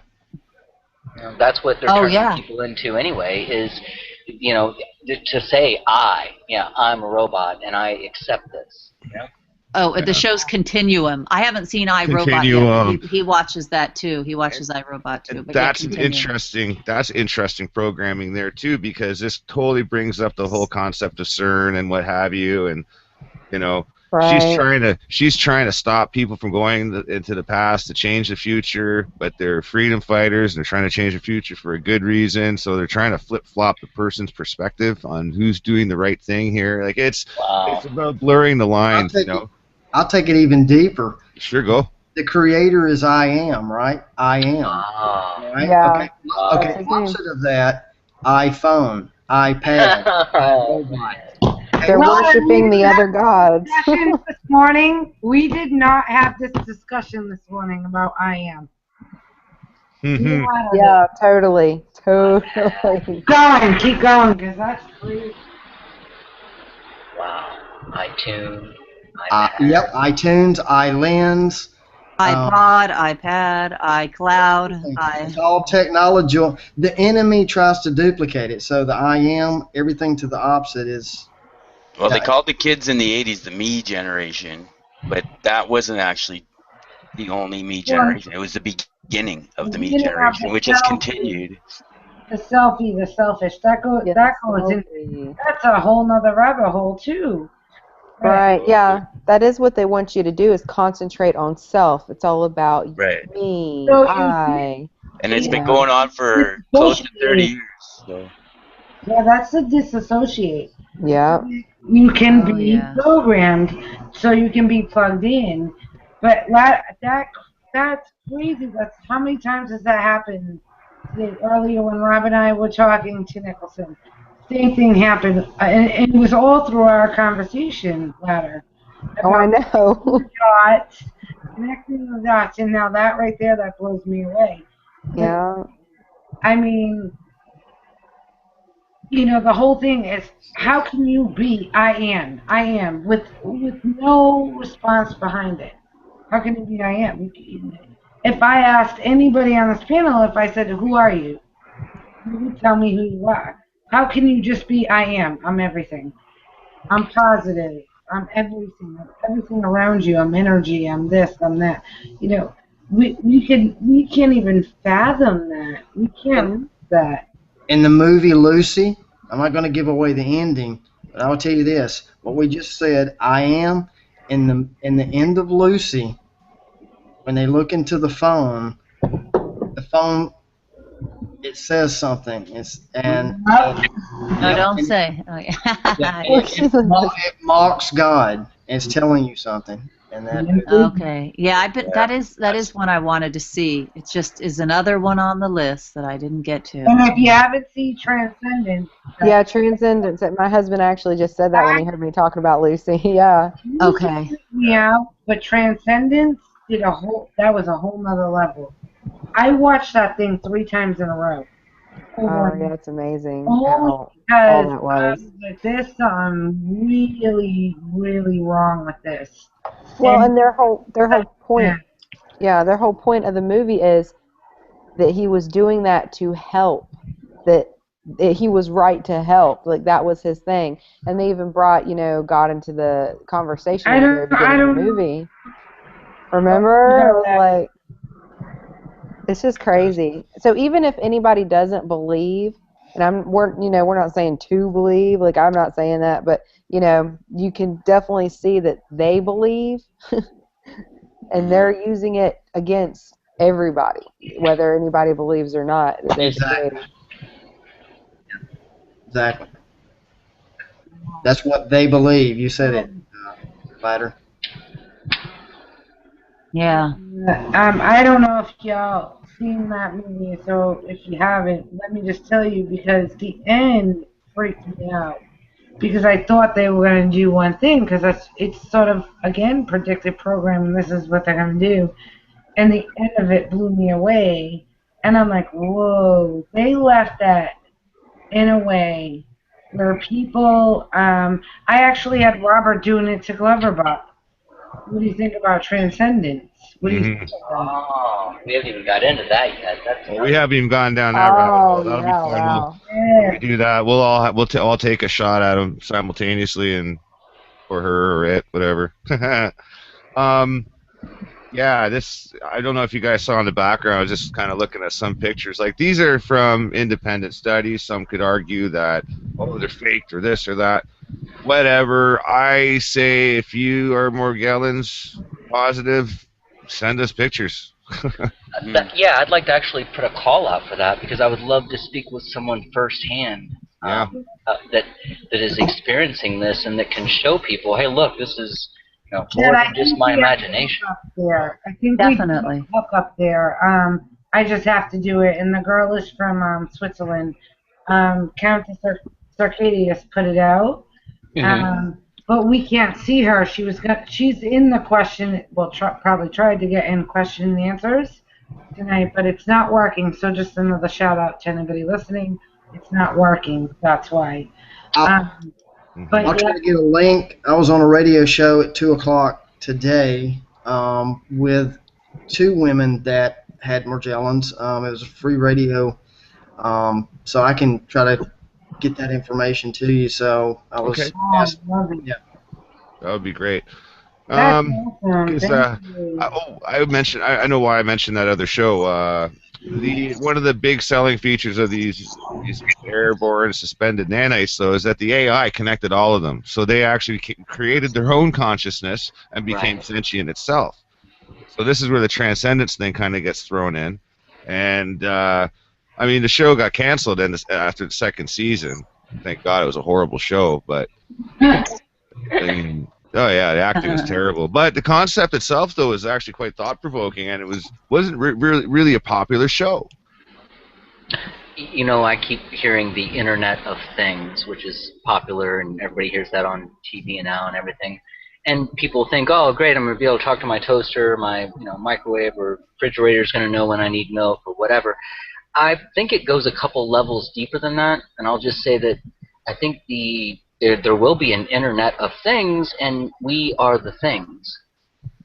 Yeah. Yeah. Well, I kind of had this like scary thought, and hey, guys listening, I want you guys, everyone out there, to know we're not trying to scare the ever-loving crap out of you. We're trying to shed some light on the fact that that things are starting to make sense in terms of how they're connected, and we're starting to figure out some key things. So I'm just trying to point people into the direction of their subject of research. So when you're out there, just think of these things going on, and then when you start to connect them, hey, maybe it'll take you down a different rabbit hole, and we can all kind of figure it out together. But sorry, go ahead, Chad.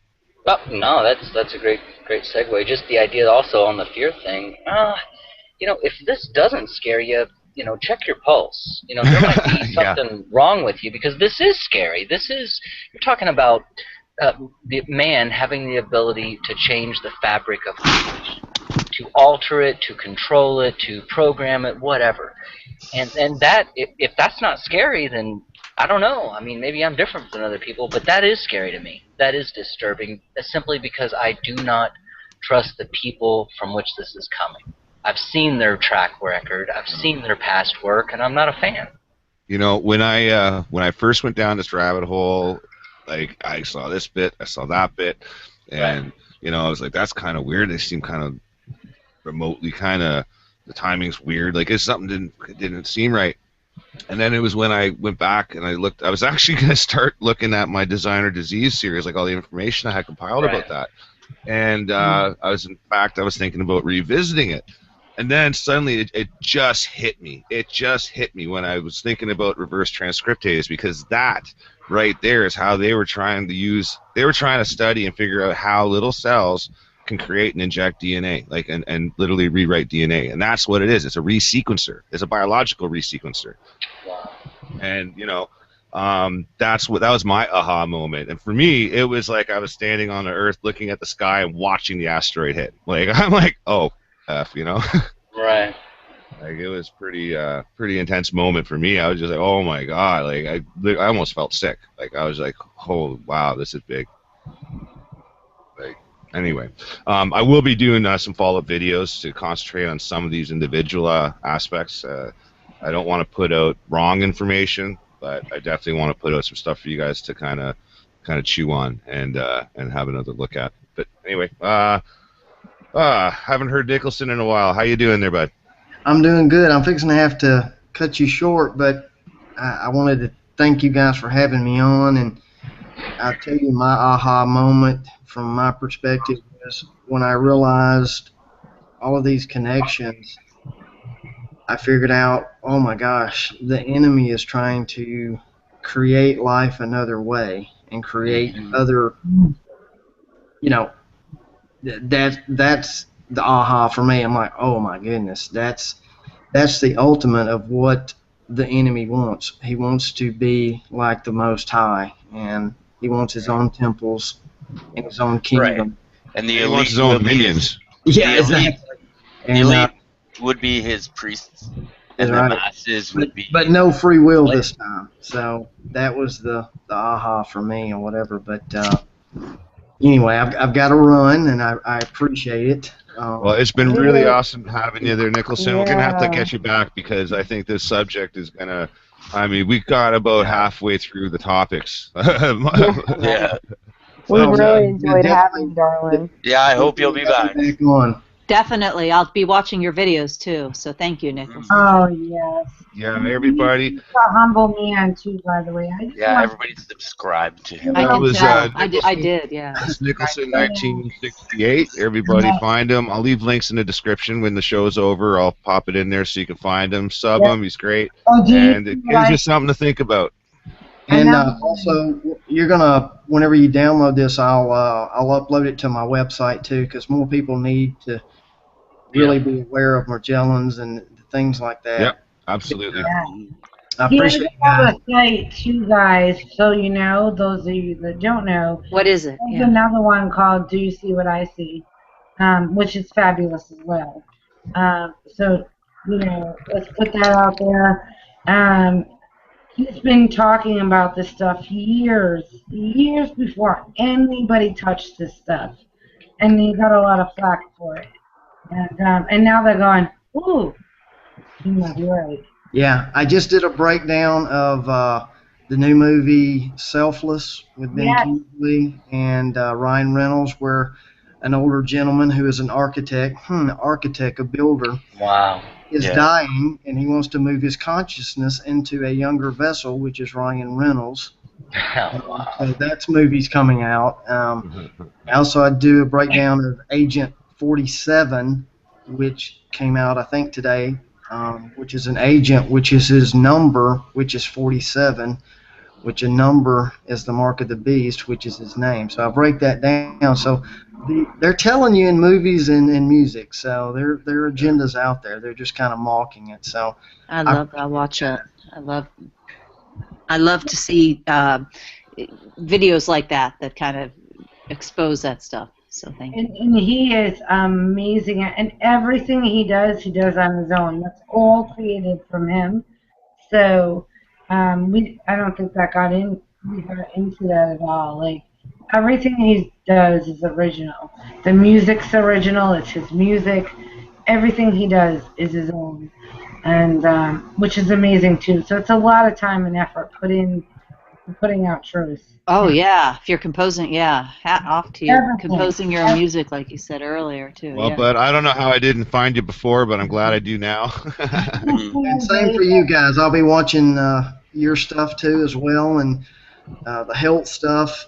You know, I have a section on my website for medical documentaries and things like that too. So if I can use your information there, I'll be posting it. So I appreciate it. Y'all have a good night. I enjoyed it very, very much. Very, very much. Absolutely, man. Nicholson, just make sure you add us to Google Plus. It'll be easier for us to contact you as well. Yeah. Yes, Oh, okay. I added you. Yes, I added him tonight. If you can add us. I will. Definitely. God bless you, brother. Thank you again. Thank you. God bless. Thank you so much. Thank you. Thanks. God bless you, bro. Amazing. Love you. He's so awesome. Yeah, good energy. Good energy. Definitely good energy. Yeah. And you know, and you can tell he's spiritual. Like you can tell he's walking righteously anyway. That's hard to find in a lot of cases. Yeah. Walking spiritually, but in the same way I think Ladder and I walk. Right. Yeah. We do our best. Well, I appreciate people like that because I appreciate the spiritual path, and I don't see it as I don't see the spiritual path as religious. I think they're completely different. Yeah, and to me, I mean, this is the first time I've ever got to listen to him and talk to him. So I'm excited to meet people that have that spiritual vision, and they're not locked in the dogma of religion. Exactly. He's the total Right. You can tell. You know what? It doesn't change what he believes. Right. It doesn't change his faith. You know what I mean? That's what I'm trying to say. Yeah. You know, faith is inside everybody, and we all have our own faith. We're individuals. God. I mean, if you look at God as a creator, He created us individually, not as a big clumped up corporate F. I don't know how else to put it. I don't want to swear, but He didn't. We're all individuals. And we all hold that peace. He wants us to be individuals. That's the way I look at it. And I look at things totally off of a religious aspect. I cannot stand religion. I'm with you. I taught religion. I preached in the religion, and I'm part of mega churches. You know what I mean? You know, it's disgusting. And I've always said it. It's the biggest lie ever put out in humanity. That's why I always tell everybody it's not about religion, it's about relationship, you know, your personal walk. And call it what you want. Exactly, Larry. See how we have bonded into a relationship? Yeah. It's the same thing. Hey guys, I wanted to point out too, he's gone now, so I did want to mention before he left, but it just dawned on me now that we didn't really cover it. And this is an important part of the plan, is that you got to remember that the history's broken up into ages, and this is the final age for Lucifer. Like, so he's only got so much time left, and you know this is a constantly this is a constant theme throughout with these ages, and just got to remember, like, they're due for a change right now, and that's why they're ramping everything up. They're trying to get this agenda launched so that they can essentially become godlike. Yes.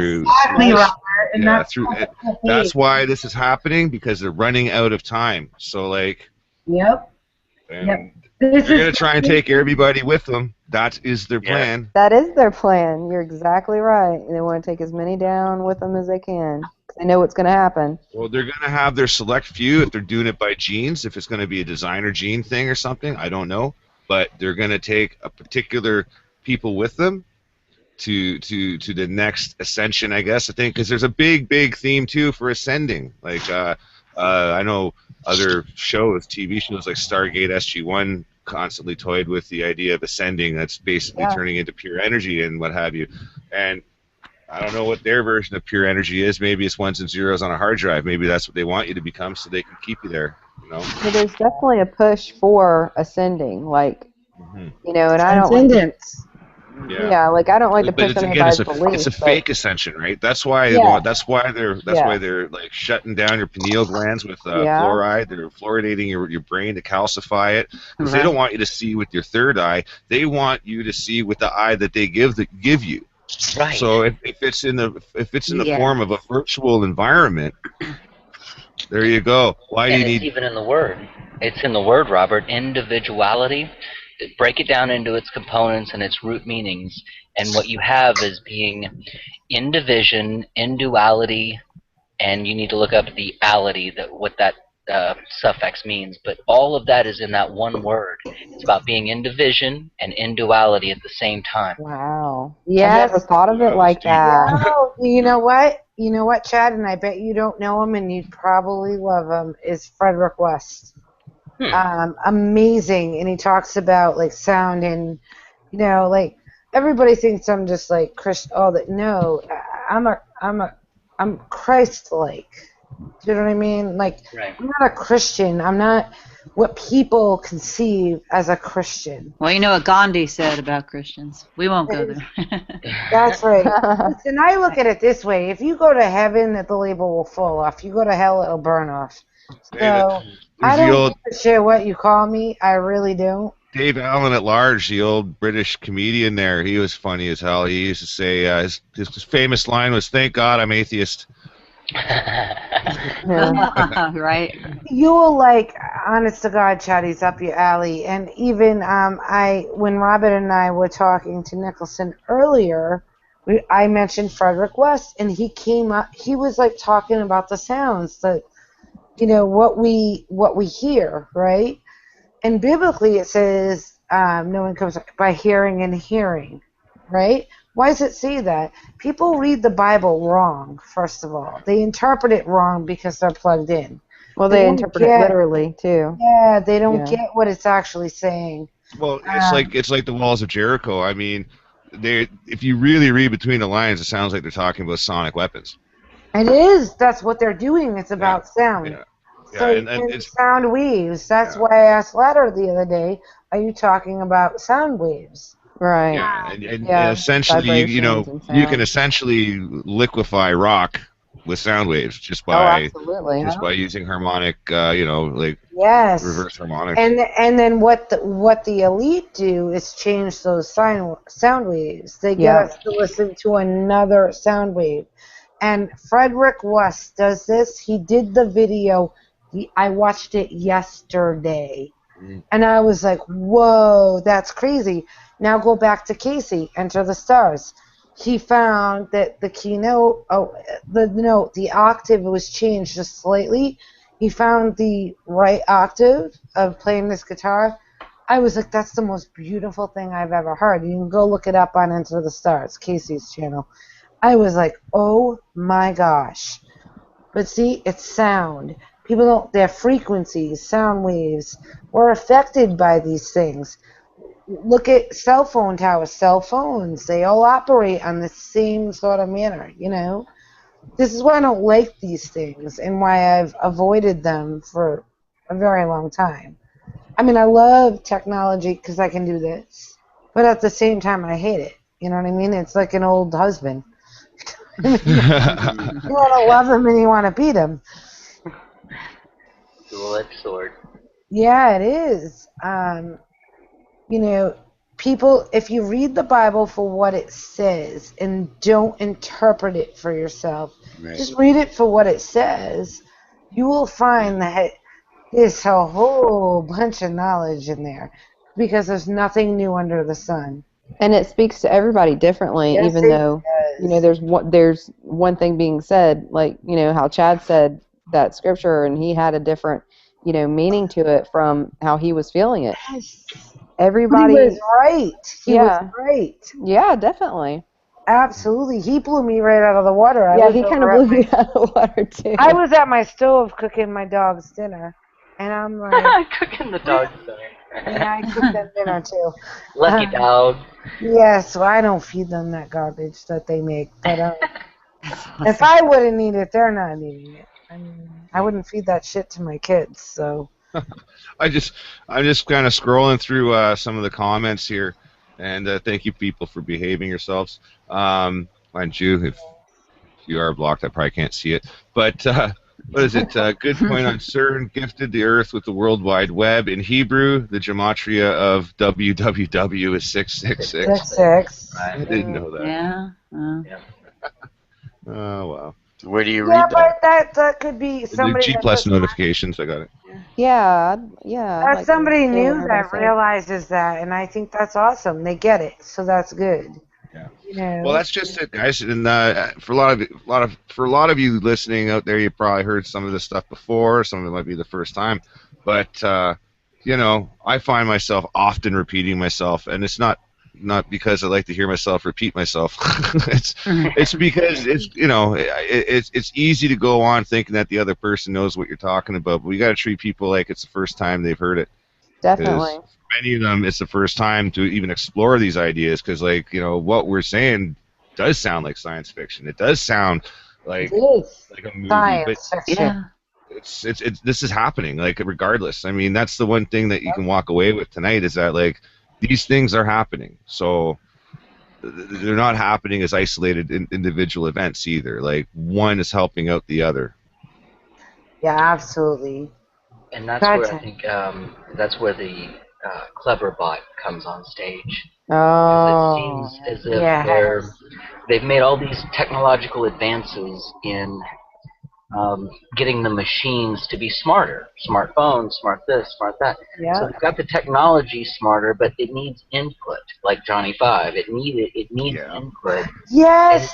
Right. Oh, yeah. I love you, Chad, for saying that, because I think of it all the time. Yeah. So what I see is that this clever bot, and you guys out there if you have not spent any time talking with this artificial intelligence, I suggest it. I suggest you experience it for yourself so you can see what you're up against or what you're dealing with.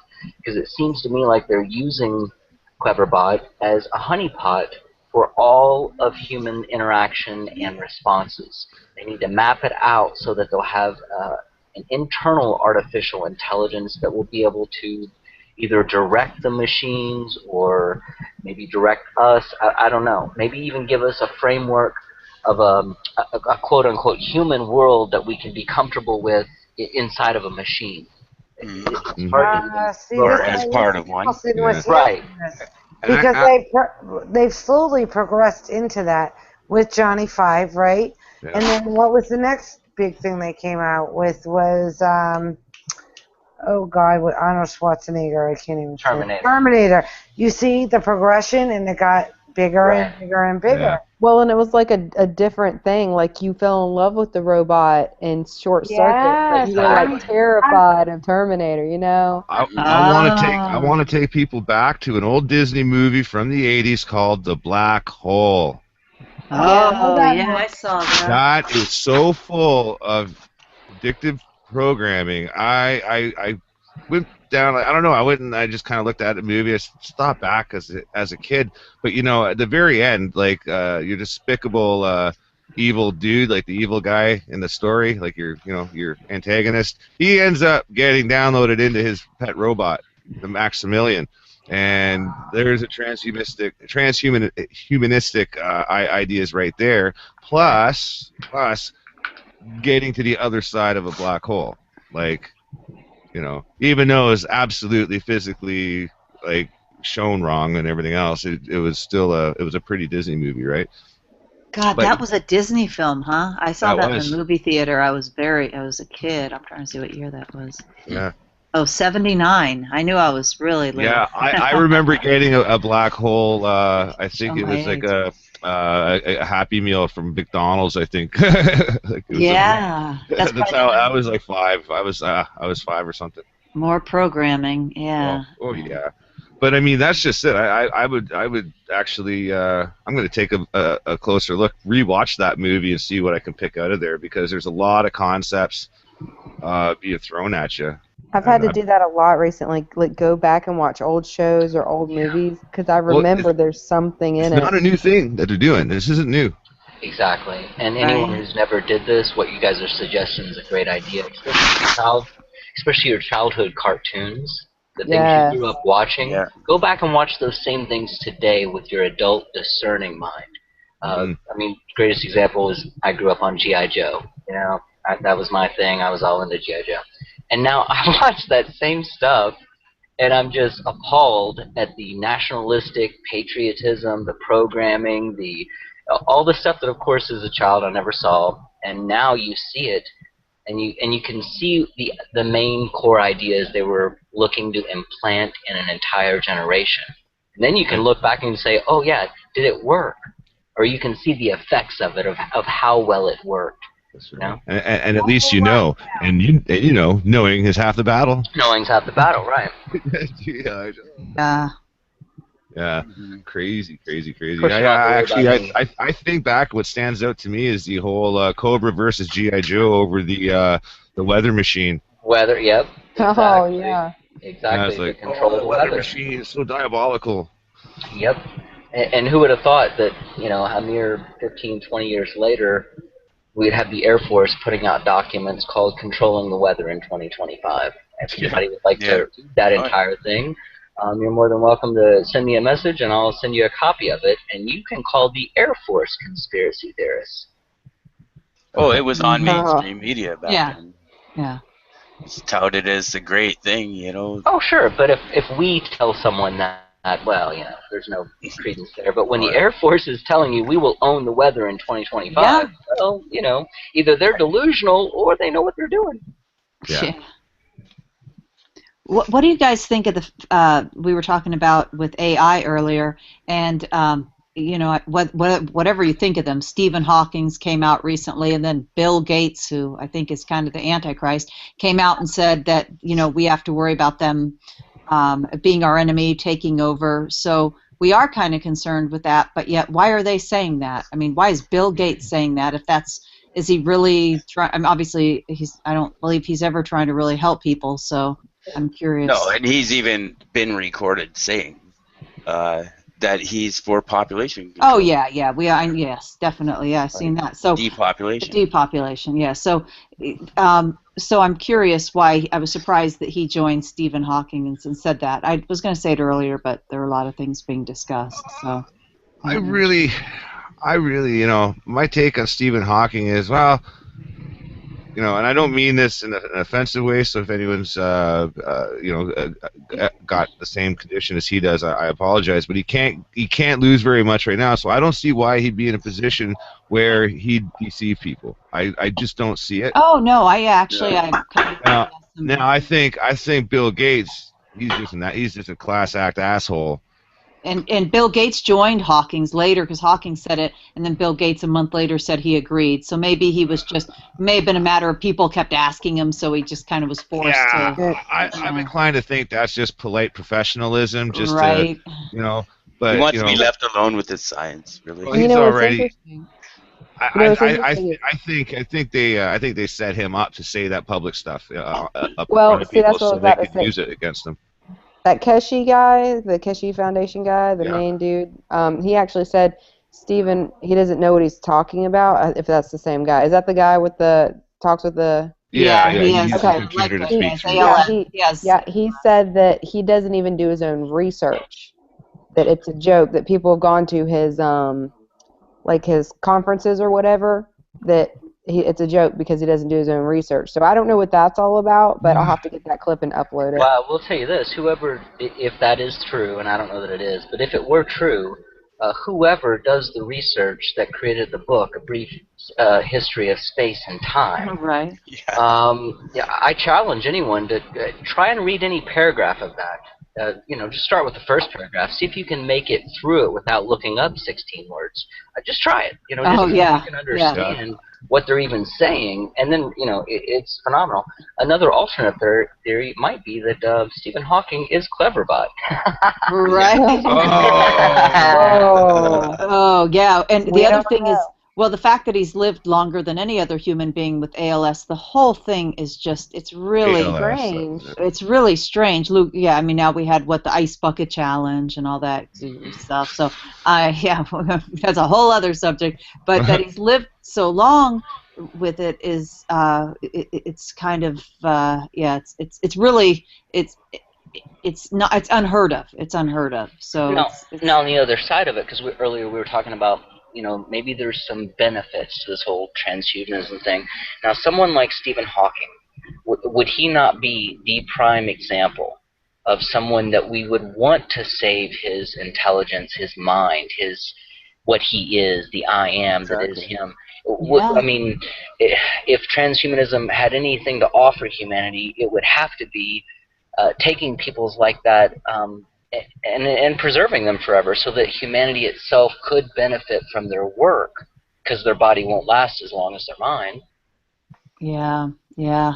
That Well, could you be. know what? Maybe it's already happening. I don't know. That's what I call the hard sell, because that's what they're going to do. Is they're gonna pull ethics and morality into this. You know, in a hypothetical scenario, we were talking about the AI and all this and that. You know how they always pitch things, right? They're always going to pitch something to you so you're more accepting of it. You know, like Right. you know, terrorists. Oh, we need a homeland security, which really just internal. That's just domestic. That's just domestic control. But that said, I think the AI is probably going to save us from this fake alien invasion, you know, or Okay.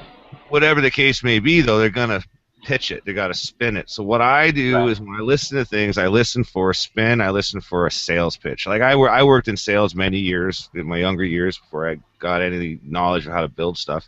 But yeah, I mean, if I hear the pitch, you know, that hair stands up on the back of your neck, well, then look into it further, you know, because you're probably going down the right path. Right. Yeah. Mm-hmm.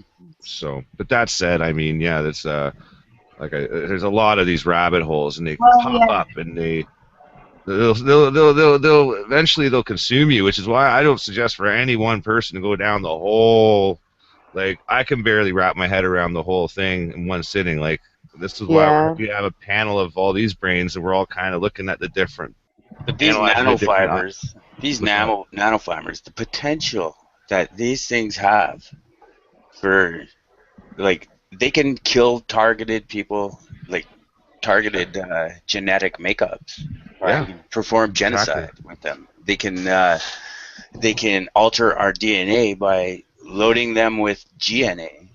You know, programmed to merge with our own DNA. It's like, you're not going to die today. You're going to die in 50 years when we say so, after you've provided your purpose, you know, or served your purpose for us. Or they could just as easily do something that enhances our lives with it, and then if we're dissidents or anything, or we speak out against the elite, pull the plug.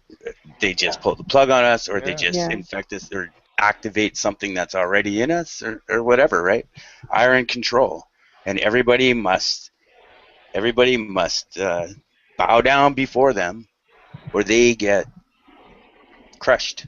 Right. And otherwise, if they do bow down before them, then they get a nice, comfortable life. They get all the medical treatment that they need. This is why the transhumanism thing is so hard. Like, how are they going to accomplish it? Like, I think what they're trying to do is slowly change us to the point where the next step is to just upload us into a mainframe. And then they can do away with the bodies altogether. It's getting us into that mainframe. So that's why everybody's being corralled, everyone's being herded up, and maybe even secretly our DNA is changing right under our noses to the point where we'll just upload ourselves when we've synthesized the hardware, you know, in our own bodies.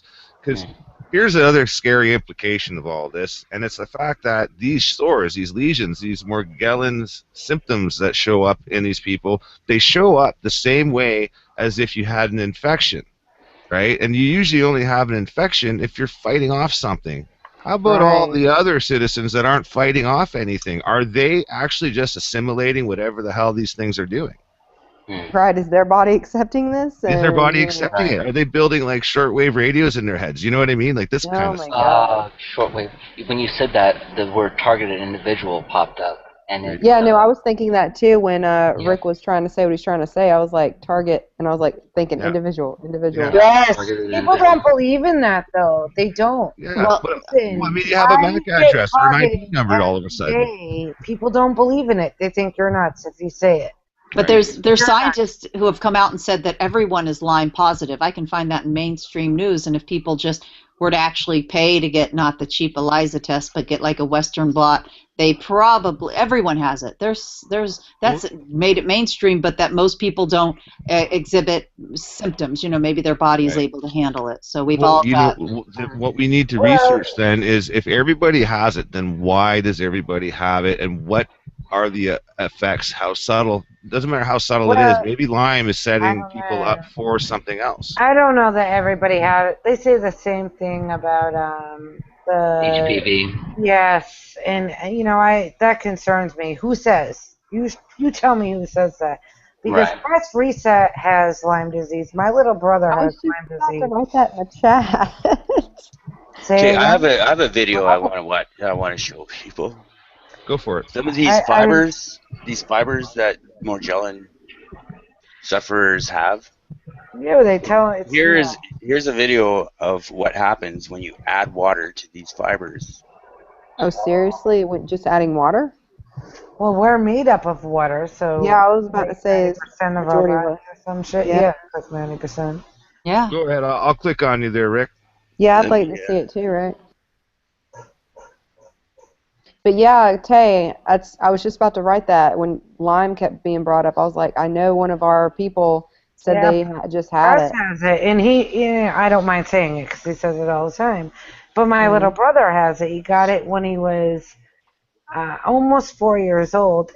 He got it from my aunt's house, and he came home, and I'm like, what? I actually thought he had tetanus. And because who the hell knew what Lyme disease was? Because I lived in the area where it comes from Lyme, Connecticut. Put it up, the one. Is that the video? Gonna hurt me This out is the video really here. bad. Yeah. Thanks, Rick. I'm gonna punch you later. Just so. And while Rick's playing that, hey guys, too, there's also another interesting bit about Morgellons that I read, and it's there's three basic first splits of life. There's a multi-celled complex organisms. There's your single-celled organisms that are like bacteria, and then there's the your fungus. Your fungi. There's like basic three different branches that start off everything.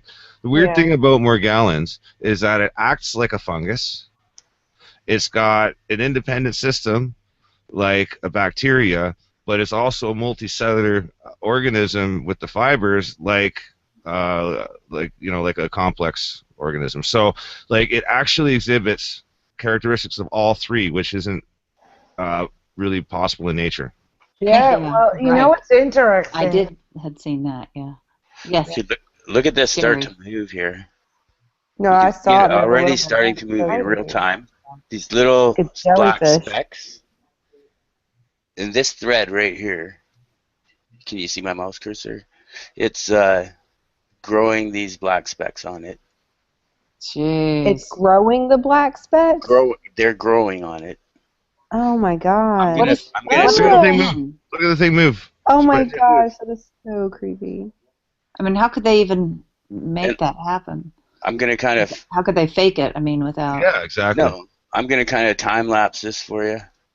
So, because it's a very slow process. Is that in a bowl? I'm trying to see what they're putting it in. This is in a bowl, yeah. It was just sitting there on the edge of a saucer, I think, and then they added water. Just add water. Yeah, time-lapsing it's going very slow. Are we all crazy at the same time watching this? Are we all? No way. Just wait. This is nothing. This is nothing. Yeah. Just wait. It's going to change the focus to another part. But think of this. I see it moving over on the right. Yeah, I do. That one's just floating. I think that one's just floating. Oh, okay. I think it's floating in the. But look how all these threads are now got these. Right. So think of that. They just added water to that, right? Those are not They're made of water. So how much more would that do inside of a body like ours? How much?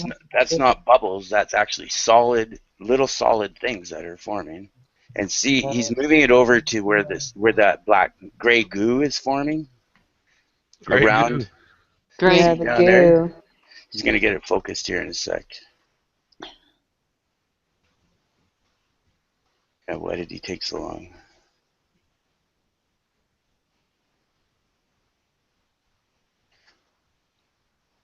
What the heck?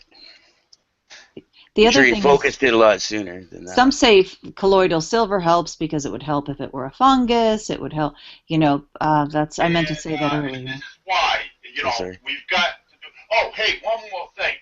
I would drink the raw apple cider 3 times a day. It helps on the inside, especially if you're starting with this. The reason is because the raw apple cider will help you get a lot of that clear mucus out of your body. Because all that dripping from your stomach, from your nose, is basically all that is this stuff replicating and going into your body. So, I recommend. I mean, look, this is what this became just from a follicles of hair.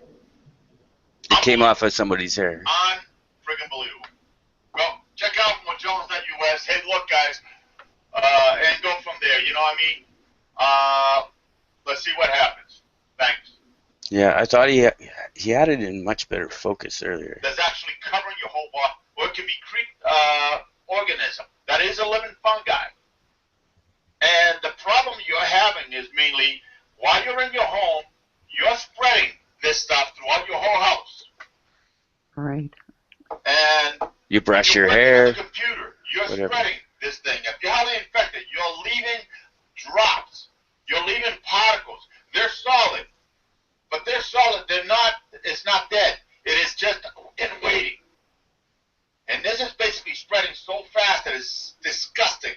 And the part is basically right now, this is the reason why I can't wait for these people to actually find a cure when they're not trying to find a cure. They're basically looking at the wrong part. It's on your skin. It is on your body. I'm actually going to, look, I'm going to adjust this thing because I want to get a larger view of this. So I'm going to actually, and I have to refocus this. I'm trying to move back here so I can see a lot more of this. You know, because, give me a break here. Okay. Now I'm going to still let it focus, but I have to figure out where. Okay. This is what I wanted to see. I just wanted to see that, okay?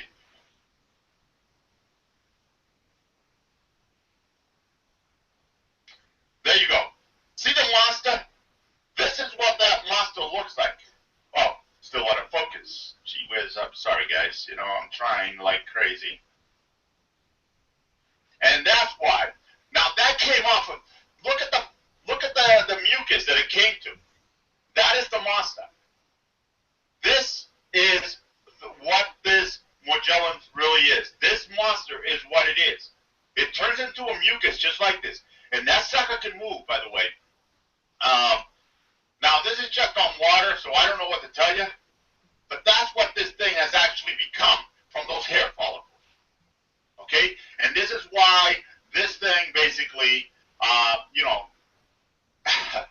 hey, what are you going to do? What are these guys supposed to do? I mean,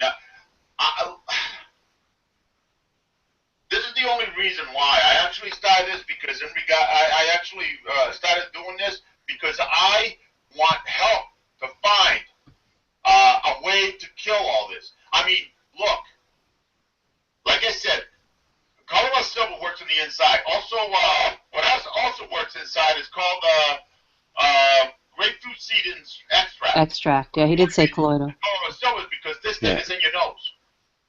This thing is in your ears. This thing is in your eyes. And you need to get it all out of there. Now, in regards to this, the joint pains that you get, all the joint pains, these people that are having all this massive joint pains and so forth, they're basically almost paralyzed sometimes, is because this monster is actually taking over into your body. It is becoming basically, it is actually you. I mean, the only reason this thing will be coating you is because you are the meal. And it gets inside your system, and, you know, the pain is unbelievable. Let me give you this way. I could barely walk a year ago. And the reason this thing basically did it, within a short time after I started taking the color silver and some of this other stuff, basically what ended up happening was this stuff started basically jumping out of the body. Colloidal silver, grapeseed oil, apple cider vinegar. You can catch this just by touch. You can catch it basically just from touching some places. Someone basically was infected and basically they left. The particle can be as small as a head, even probably smaller than that, but I'll be generous. The head of a pin. That's how small this crap is. The as you can tell, just from water, it comes to life. That is the monster right there. That's what it looks like. That's what it is. When it jumps off your body, basically that's what it becomes. And this is why, we've got to do. Oh, hey, one more thing. I would drink the raw apple cider 3 times a day. It helps on the inside, especially if you're starting with this. The reason is because the raw apple cider will help you get a lot of that clear mucus out of your body. Because all that dripping from your stomach, from your nose, is basically, all that is this stuff replicating and going into your body. So, I recommend, look, this is what this became just from a follicles of hair. Unbelievable. Unfriggin' believable. Yeah. Well, check out mojones.us. Hey, look, guys. And go from there, you know what I mean? Let's see what happens. Thanks. I don't know if I... Plus yeah, the apple cider vinegar and the colloidal silver, even with Lyme people will get that, go on it, get a port and, do like where they're, I don't know if they do a port for colloidal silver, but they would do it intravenously. So I don't know if they'd actually put a port in, but it's similar. So it is similar treatments even that doctors are using. And I did put a link on the right because I figured I better know how the hell to pronounce it if I'm doing the show. So it says Morgellons officially, but I see a lot of people kind of like Lyme disease and Lyme's disease. It's really Lyme. There is no S because the town is Lyme, like Tay said, right? It is not Lyme's. So it's people say Lyme's, but it's Lyme. But I think it's Morgellons, but it kind of sounds like a lot of folks say Morgellons. Right. Mm-hmm. I want to mention, I see out of the comments there, Joanne Basket was saying that there's been patients, cancer patients who've been obviously tested, and they're finding quadruple helix instead of a double helix. Yes. Oh. Yeah. Wow. Yeah, actually, I think she said quadruple. She corrected herself. Yeah, I just read that as you were pointing it out, Chad. I was just reading that. Yeah, but that's funny because, if they're doing like gene therapy, especially for cancer patients, they would pick that out. Now, how would you explain that? Yeah, I couldn't explain that, and I'd like to hear a doctor try. I'd like to hear somebody who fully understands it can give us an explanation of how someone's DNA is changing. Exactly. Right. It says in the days of Noah, but that's a whole other rabbit hole. But I'm interested in what that man was saying when he said your whole body hurts.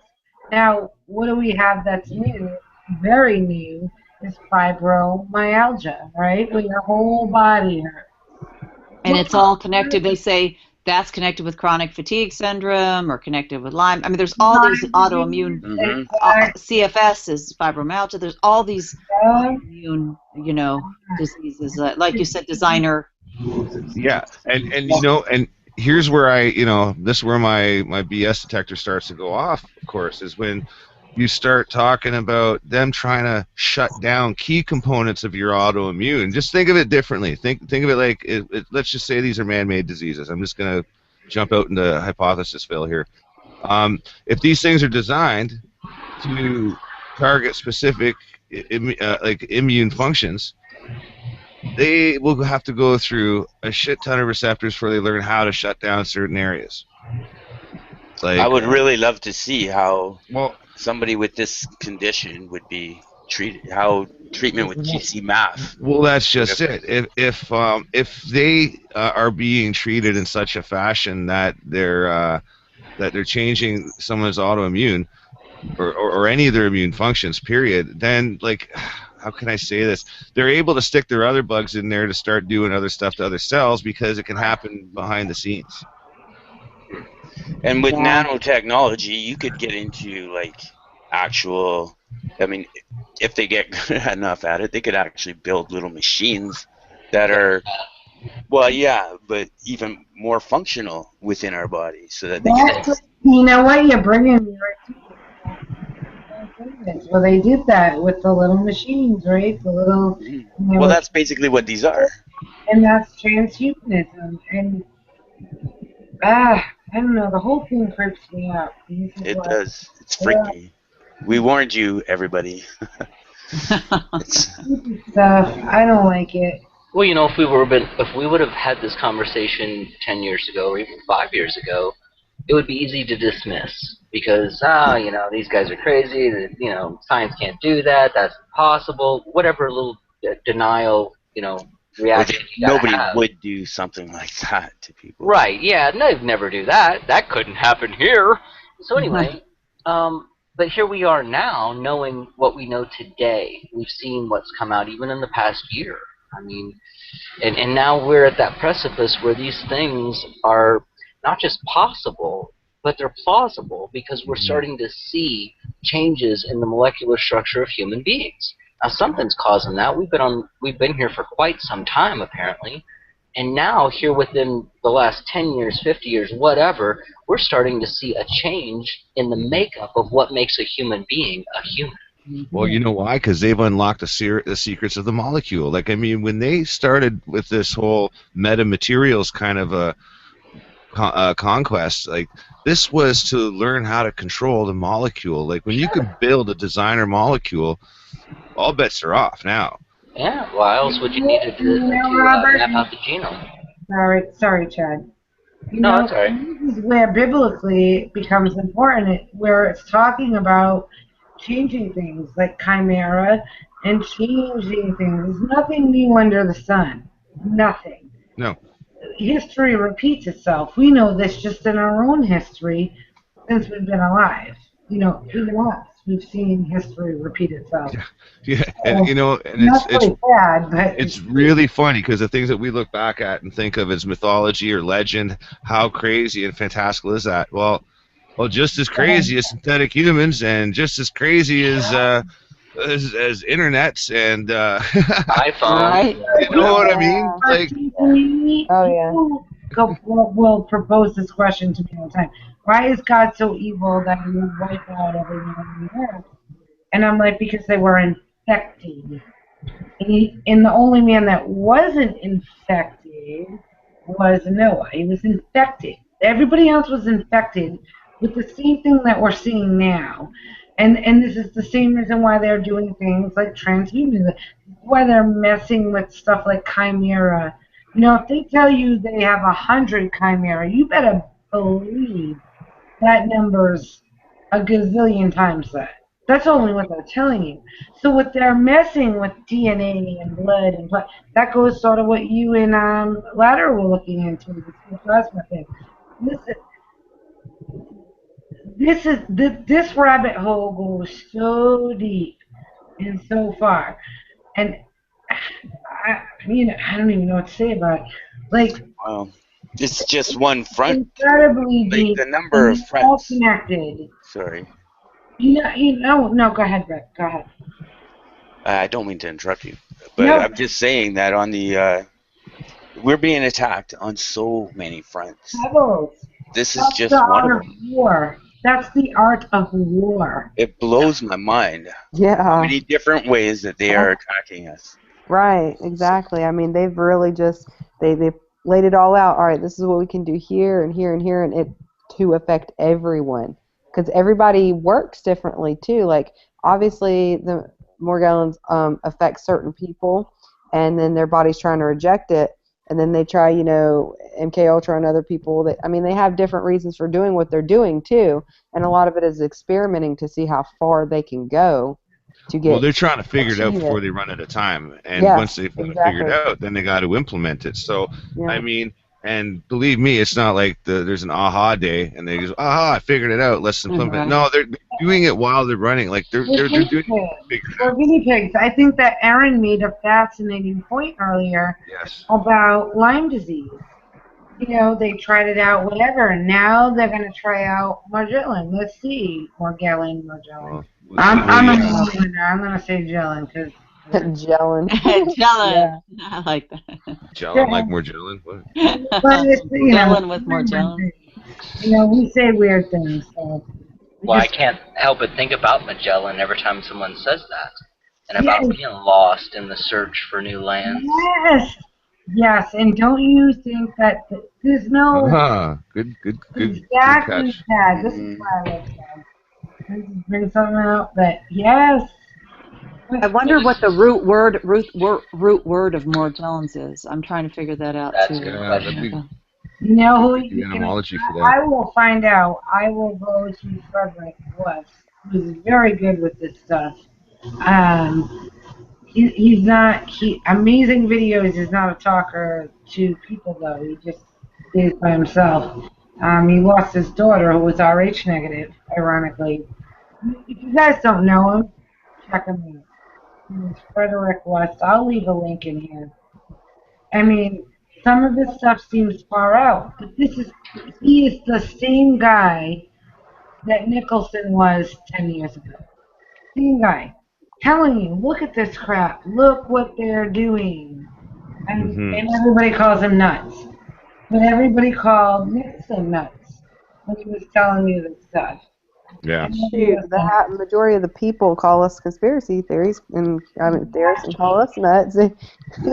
I love that Google says that the definition, if you look, is that people have the delusional belief. Yes, that I was telling that. Who was I telling that to? Robert, when we were looking it up. Was last night or yesterday when you were mentioning all this? I said, "Dude, look, Robert, look what Wikipedia is." Yeah, we went over the Wikipedia article of it before you came on, and definitely that's the party line, that it's just all delusion. The delusion. Look at some of the chats. How many times I've been called delusional?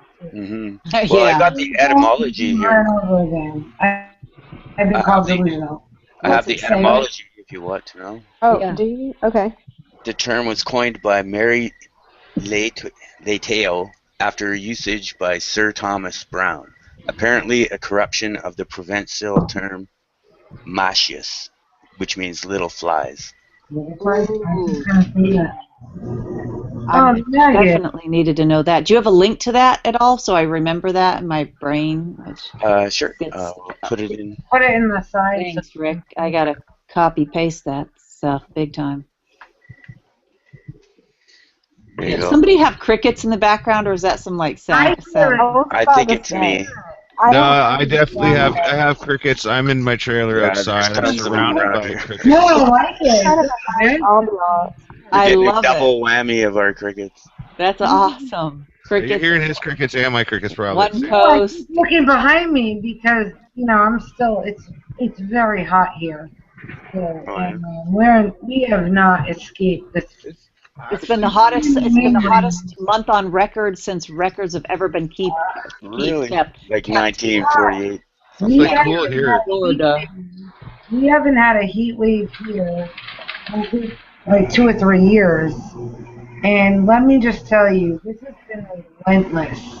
Hot. Oh, yeah, same here. It's been so smoky here. It's been so smoky here that the sun's like a 40-watt light bulb. Oh no. It's like this. I love it though. I'd rather sweat because then I'm being sure it ain't cold. So. Yeah, me too. Cold today. And the crickets are very relaxing. Yeah. Oh my God. I'm moving to Alaska. I hate the cold.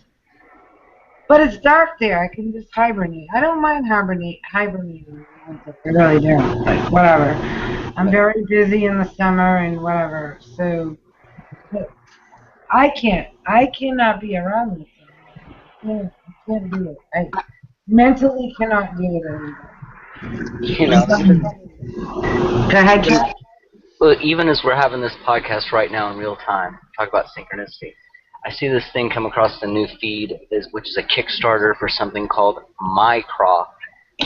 Instead of Microsoft, it's Mycroft, almost like Minecraft. But what it is it's an open source artificial intelligence that everyone can use to control things like their iTunes and their smart homes and all the devices that are going to be Ada to the Internet of Things. You know what's really funny?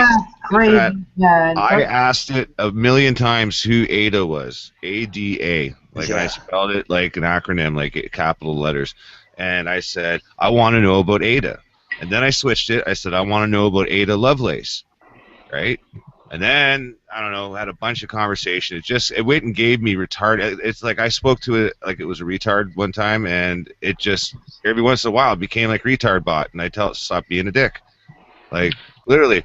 It came down to like the 5th time I asked it. I just caught it off, like I don't know, from left field. Just in the middle of a thought process, I went, who is Ada?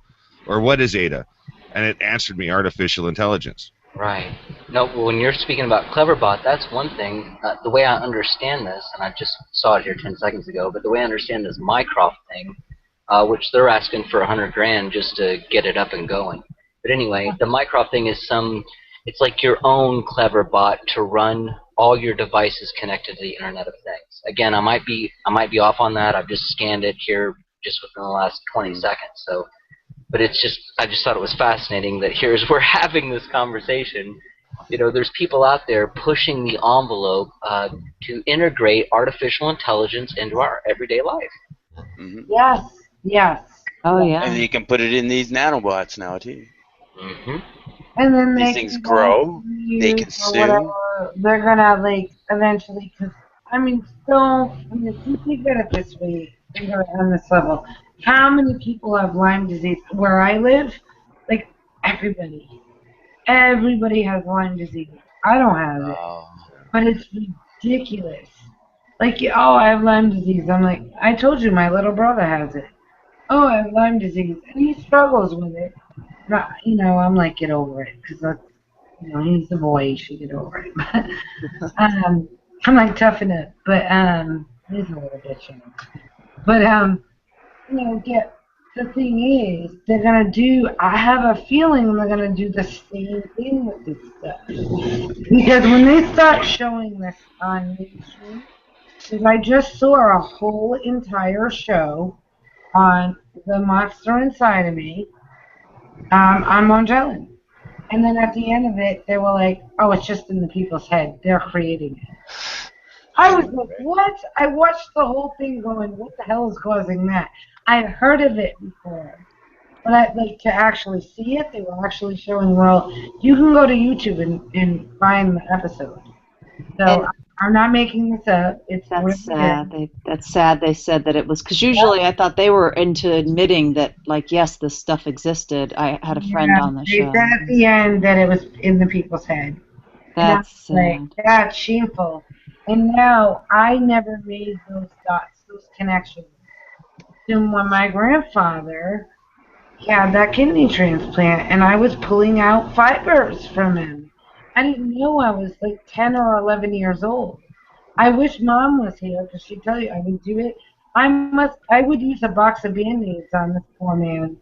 He was my papa. He raised me. He was my father. So it's been around. I mean, it's been around like Lyme for a while. And not to bring Lyme up, but if you see, I posted a link because this guy was a former, because he's died just this week. But he was a 27-year-old, 6'10", maybe. And sorry if I already talked about this in here. Yeah, I think I did. Sorry, 200 and whatever pounds, and he died from Lyme. So just. Wow. It is very real, so we have to be... It is real, and just a few years ago, he was playing basketball. Right, he was, what was it? I have to look, but 6'10". 2011.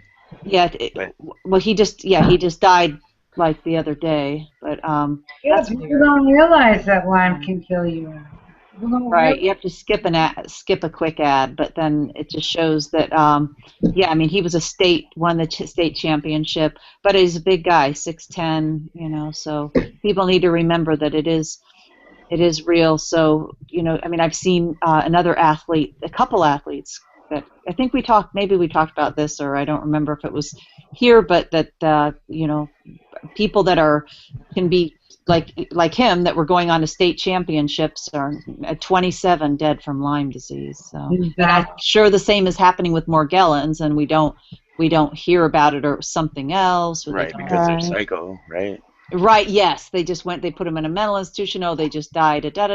In fact, I had a friend I grew up with since childhood, and his brother, they said, was crazy because he thought he had these, and I never really would get the answer. The family wouldn't talk about it. He thought he had these, you know, autoimmune disorders, so they put him in a mental institution, and then he died in there in his 30s.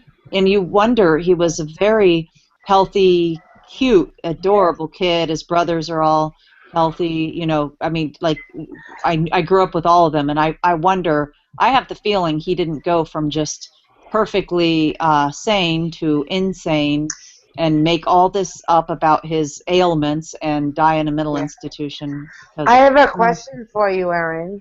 How long have you known about Lyme disease? Well, I've known about it for a while, but I've only known I've had it for just over 2 years. So, all right. So my brother is 20. He'll be 25 years old. He got it when he was 4 years old here. Because that's where it came from. Do you see how it, like, they slowly integrated it? Do you know what I'm saying? That's why I asked you that question.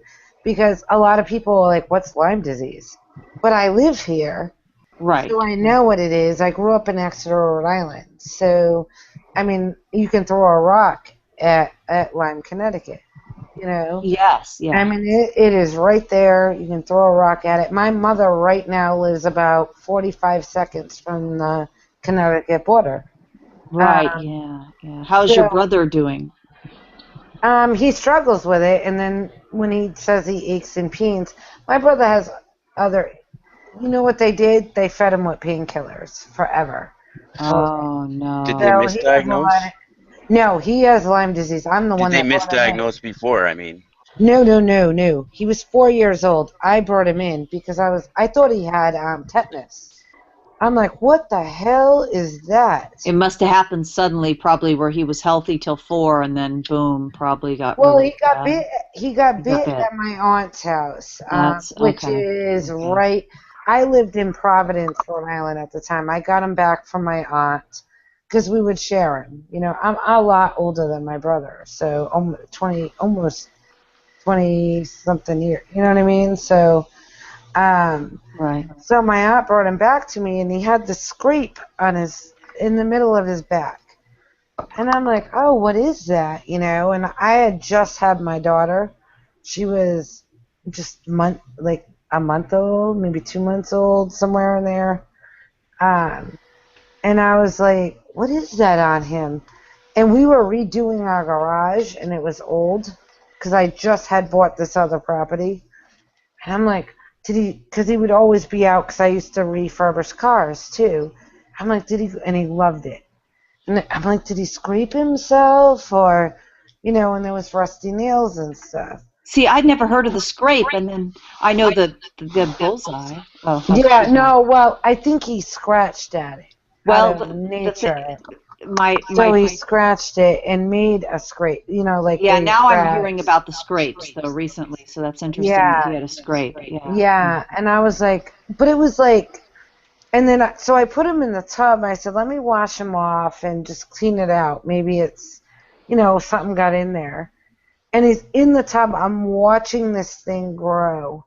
And I called my mother, who lived in New Hampshire at the time, about 5 hours away from me. I'm like, Mom, there's something wrong with JoJo. I'm like, there is something like growing on his back. Because that's what it looked like. And it was swollen, too. It's raised. And it totally encased his whole back. I get him to the hospital, and they're like, you know, and they would think I'm the same thing, tetanus. Because I was thinking he got scraped outside by a rusty nail. That's what I was thinking. You know, I was only 21 at the time. You know what I mean? So I didn't know. I didn't know what Lyme disease was. And this one doctor came in and was like, we're going to test him for Lyme disease. I'm like, what is Lyme disease? And he tested positive. He was in stage 3 at that point with Lyme disease. Wow. So he has a lot of issues now. And what they did throughout his life is just give him painkillers. They didn't help him. Terrible. So now he's a drug addict. You know what I mean? Literally a drug addict. I had him here last summer. I had to kick him out of my house. I couldn't do it. I'm like, get out of my house. I can't deal with that. Yeah, but, you know, this is what they want, though, Erin. Do you see? Yeah. Did they try antibiotics? Because he was already in stage 3, but if they gotten him an antibiotics right away, usually within, some say the first year, though I've seen that fail, then antibiotics can actually help if caught right away, but not after late stage and especially almost 20 years. Like, you know what I mean? Like 20 years ago, we didn't know. They probably didn't know, yeah. Exactly. They did give him antibiotic, but he's still, like, all the time, he's like, oh, my elbow, this hurt. He sounds like fibromyalgia. Yeah, it's very similar, and some people have fibro, probably have Lyme, and people who probably have Morgellons have Lyme as well. I think they're two different. I mean, it's different, but so it's scary. It's connected. I think that it's all connected. These man-made things are connected. I mean, if Lyme got off of that island, God only knows when else got off that island. Yeah. Right? Shout out to our friends on Twitter. Karina says that she says thanks for the show. She probably won't sleep well tonight, but great points made and a lot of connections made. Oh my God. Oh, awesome. Oh, yeah, you know what? Like I said, it's a creepy thing, like, and it's very, very dark too if you start to kind of put everything together. But yeah, like, my point isn't to try and freak people out. It's just to understand that this shit's freaky. And don't forget, you can drink apple cider vinegar. Yep, apple cider vinegar with the mother. Colloidal silver. Mm-hmm. I don't know probably much. a lot of different things. Colloidal silver, I don't even know how to obtain it. But I will tell you, apple cider vinegar is a huge thing. I helps a lot of things. Everybody. I want to say to everybody that's listening that like, the hypothesis that these things are alive and that they're on your body, if they are designed after biological systems, then they work the same way. They are analogs of that system, so they are probably still susceptible to a lot of similar. All they've done is synthesize a process, so that process still has weaknesses. So keep your systems alkaline, be healthy. I mean, that's the first key step in all of this. So, like, yeah, I got you. And listen to this, Robert, and I think that Aaron will know what I'm talking about because I got one of these. It's no different than staph. We all have staph that lives on our skin. Every single human being has white staph. Am I right, Aaron? Yes, same with cancer cells. Yeah. Same with staph, yeah. And they become immune to antibiotic because you take them throughout your life, right? When you're a kid, you got an ear infection, whatever, right? Right. I got a staph infection that almost killed me. Oh, me too. Yeah. I got one. I had an ingrown fingernail. And I almost died. Like, I had a blood infection, and if I had just not gone to the hospital that night, I wouldn't have woke up. Well, a blood infection is different than a staph infection. Yeah, but it's the same kind of premise. It got into my body, just got poked in from the fingernail. But yeah, it's very similar. That will connect itself to anything that's false, like not meant to be in your body, right? Right. I will tell you. I'm telling you. But, I did see some statistics on numbers of people that have had Morgellons disease, and in the Western countries, the estimate is 130,000 people. Yeah. And they suspect that in the rest of the countries, there's 1,000 to 2,000 in each country, which could be up to another 100 countries. So you're talking another 200,000 people. And this doesn't even necessarily mean that's all that are infected. And I don't mean to be alarmist, but those are people who have reacted to it. It could be stealth inside a lot of people without any symptoms. Wow. Yeah. Well, I had Aaron a comment. said that. Oh, go ahead, Ladder. Go ahead. No, I was just going to say, Crystal had a comment because her aunt, she said, was recently diagnosed with it, and they told her it was hereditary disease from a Swedish or Norwegian bloodline. With Morgellons? That's what they told her at the doctor. Wow, that's she said, and she wanted to know if we thought it might be true or not. Like, I have no idea.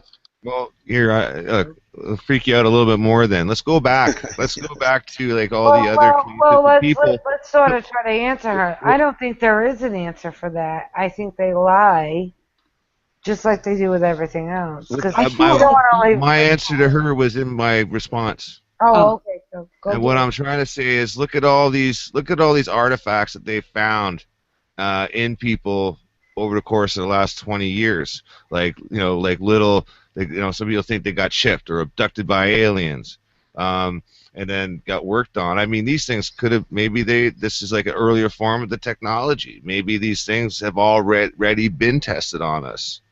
They sure have. Yes, I did do some research. I'm so sorry to interrupt, but they did say that was one on the Morgellons. I was kind of doing more the far out research stuff because they want to talk. We only have 30 minutes on this particular show, and I'm discussing 2 topics. So then there's another 30 minutes show.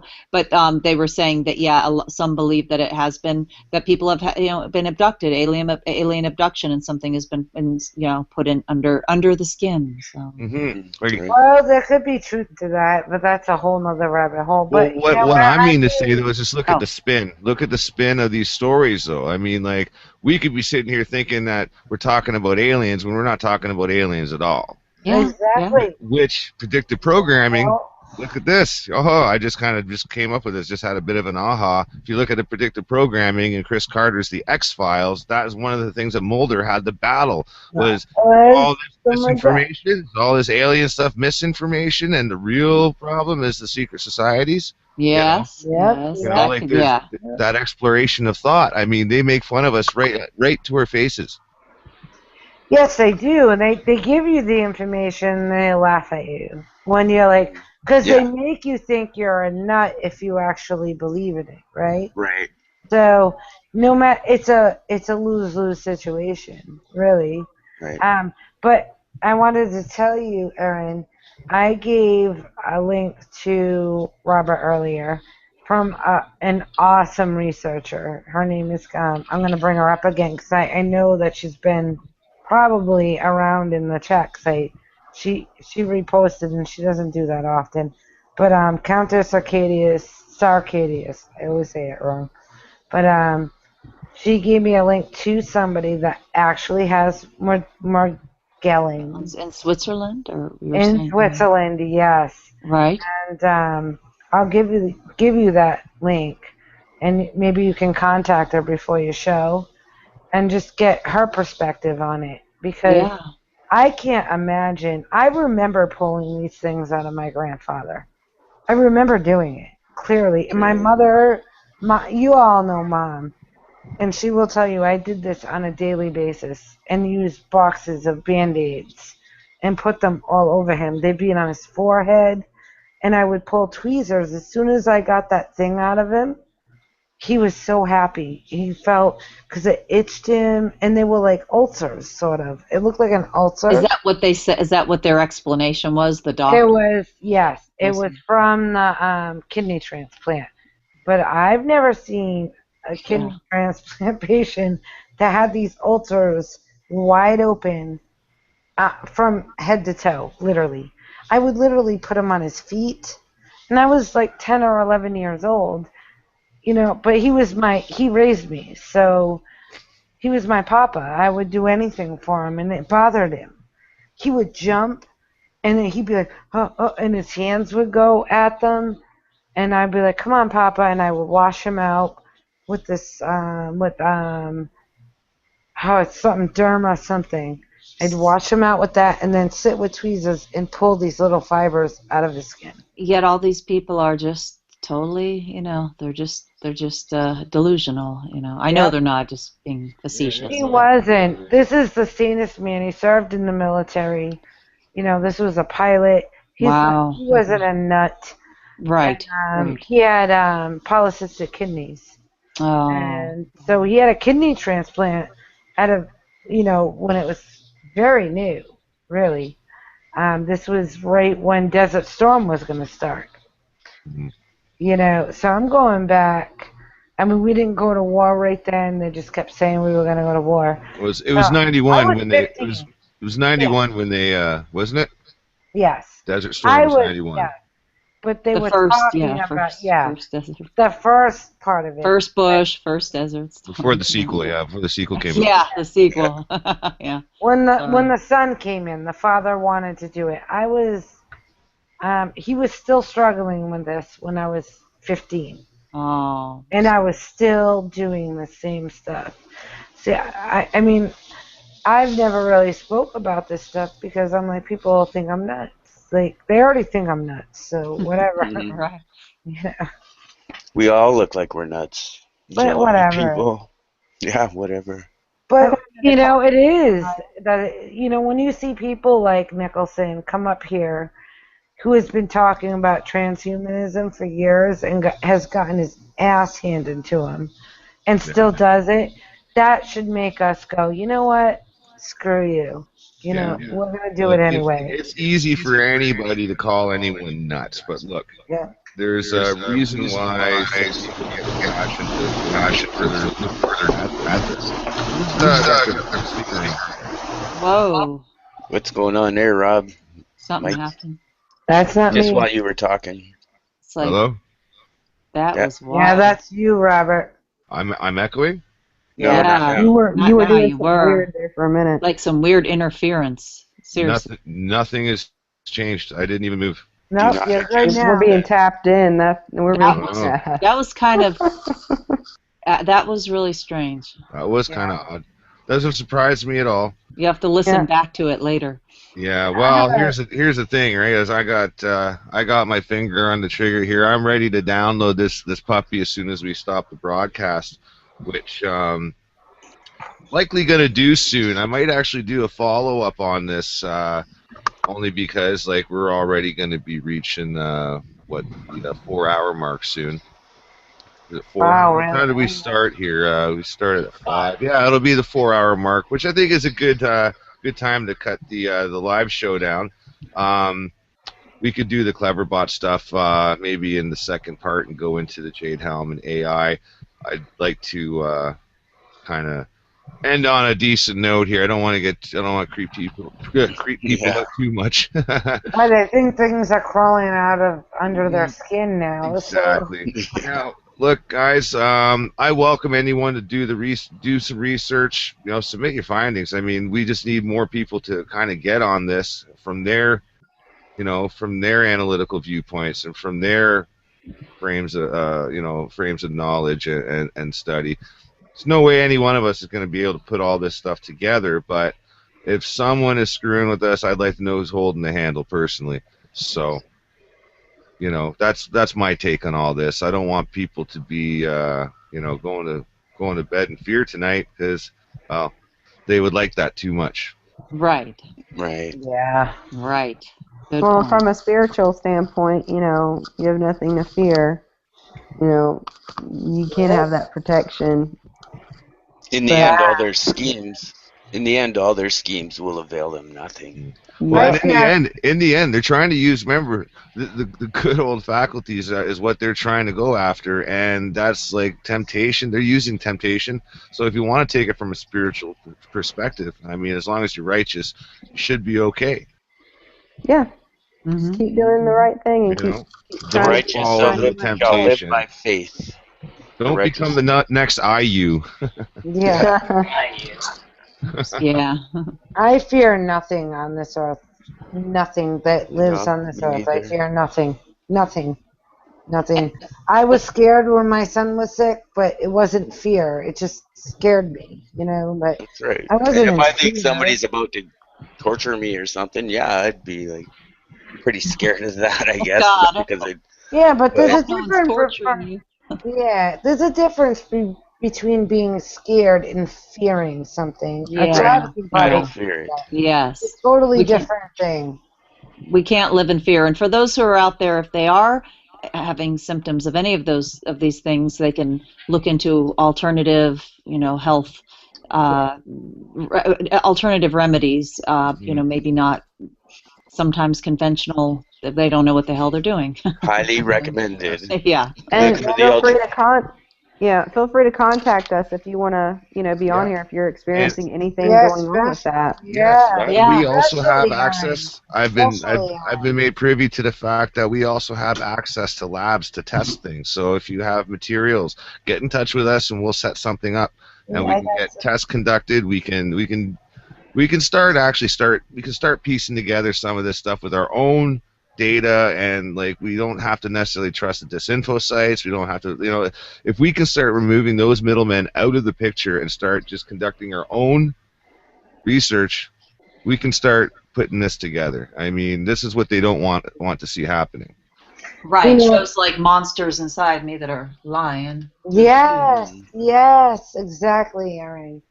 But I want to say, if you all have questions about health or whatever, definitely check out Erin's site. And I mean, she's got some good info up there. Just as a disclaimer, I don't want people out there taking this as like as 100% medical advice. Right. Everything here is it's only as conclusive as the data that preceded it. So I mean, like, do your own research, talk to licensed physicians. I mean, like you do want to get, like you got to handle every situation uniquely. So a lot of this information has just recently come to light. So we're all kind of trying to figure out the whole story, and we don't know how deep the rabbit hole goes. Some of this is speculation that you've heard tonight. Some of it is fact. Like you have to be able to discern that and really research it yourself. Is what's always recommended. Yes, and there's lots of people out there that just know stuff better than other people. Start asking questions. Listen, you should always ask a question to whatever information you get. And even to question your doctor, and if I think this is okay to say, like what Robert said, that disclaimer, but if your doctor just rolls their eyes at Lyme or any of that, there are always holistic doctors out there who will listen, that are Lyme literate medical doctors, or even doctors who will listen to about Morgellons, who are more educated than maybe some of the conventional mainstream, so you can seek out a good licensed physician. Right. Yeah. And hey, these little videos that people are making of their own lesions and stuff like that too. I mean, if you've got a camera and you know how to use an editor, go for it. Like, the more stuff that people put out, that's data, just the same. And like, I mean, it's better than not having anything, Yeah. Also keep it, I don't know that this is true. This is my speculation, but I have a feeling that the natural body is stronger than we think or that we give it credit for, and all of the processes they're interjecting into the natural processes are designed to unbalance it. So I'm thinking that the more balanced you can become in your own life, balance meaning things that will increase the strength of your immune system, living a balanced life to where you have that, to where your immune system functions optimally. I'm of the opinion, and I'm not a doctor, but I'm of the opinion that might be the best resistance against all of this artificial stuff that's being injected into us. Exactly. Yeah. I absolutely agree, Chad, because like it's all in the pudding. I mean, the proof is right there. Like, look at when what was the guy's name? Boyle, when he talked to the CDC.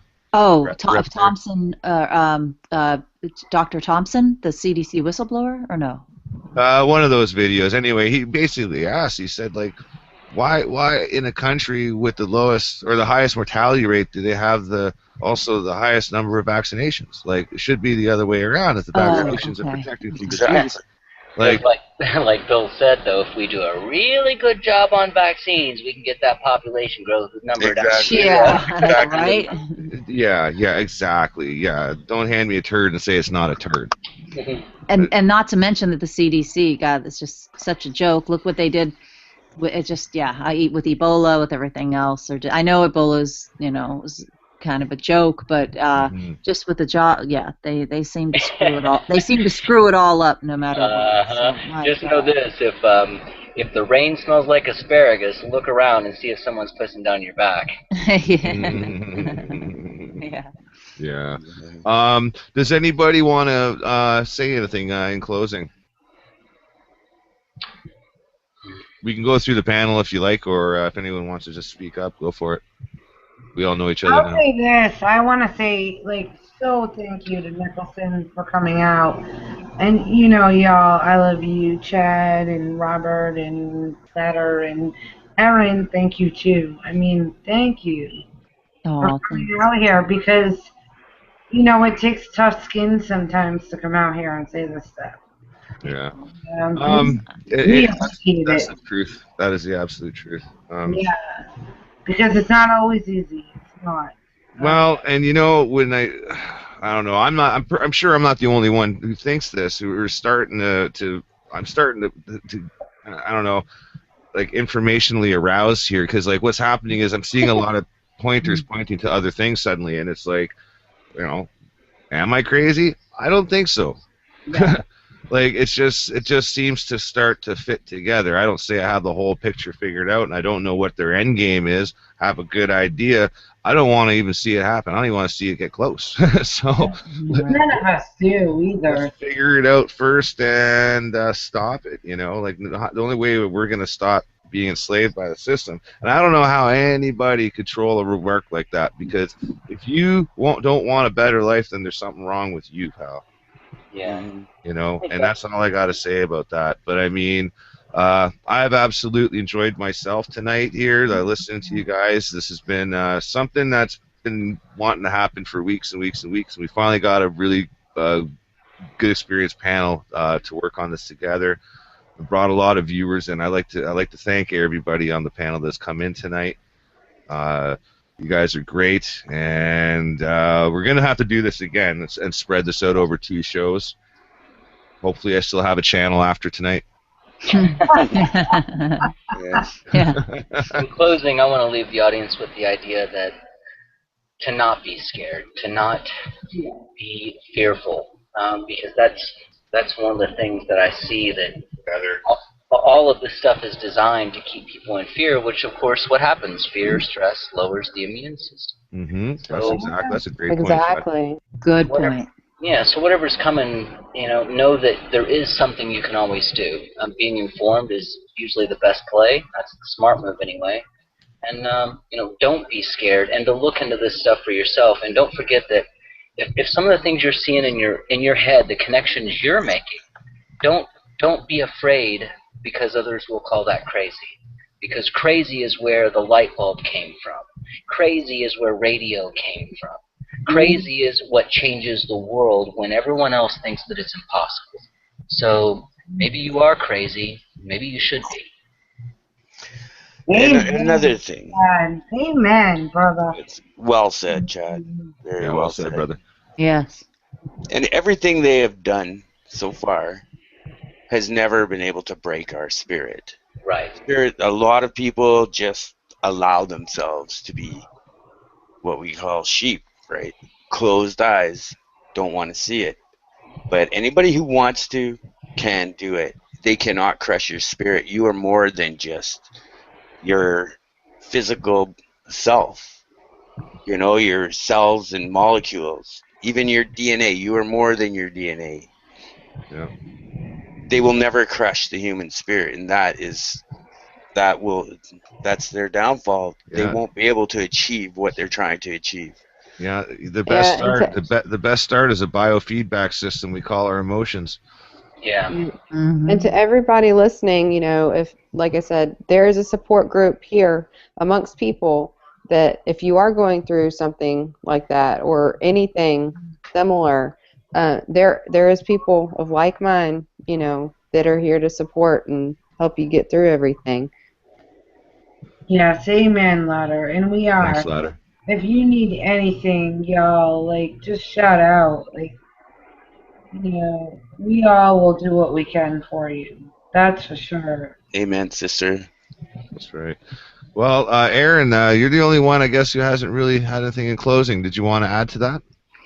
No, I just wanted to say that I agree that with Chad that, you know, that here's to the crazy ones, because they are the ones that change the world. And yeah, it's important not to live in fear. I was looking, I see quite a bit. If you do a search for Morgellons support groups, there are groups out there. I don't know if they're real, if they're infiltrated, but yeah, you can't, whether it's Morgellons or whatever challenges you're facing, that you can't live in fear, and just know that there's light at the end of the tunnel, and stay strong. And yeah, and I'm going to start vetting some of the sources of information as I find them. I'm going to make a list. I'm going to start vetting them. I'm going to look up the websites. I'm going to look up the companies, the holding companies that operate them, to see if we can find a pattern in who's dropping misinformation about this, because that's going to be one of the biggest keys in this siege, which I personally believe it is a siege. But thank you so much, everyone that's taken part today on the panel.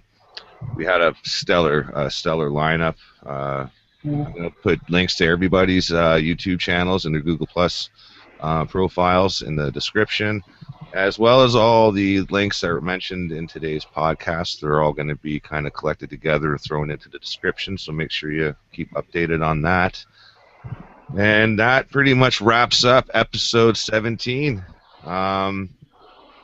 Thank you, listeners. It's for you guys that we do this, and just take care of each other, guys. Peace. Peace. Peace.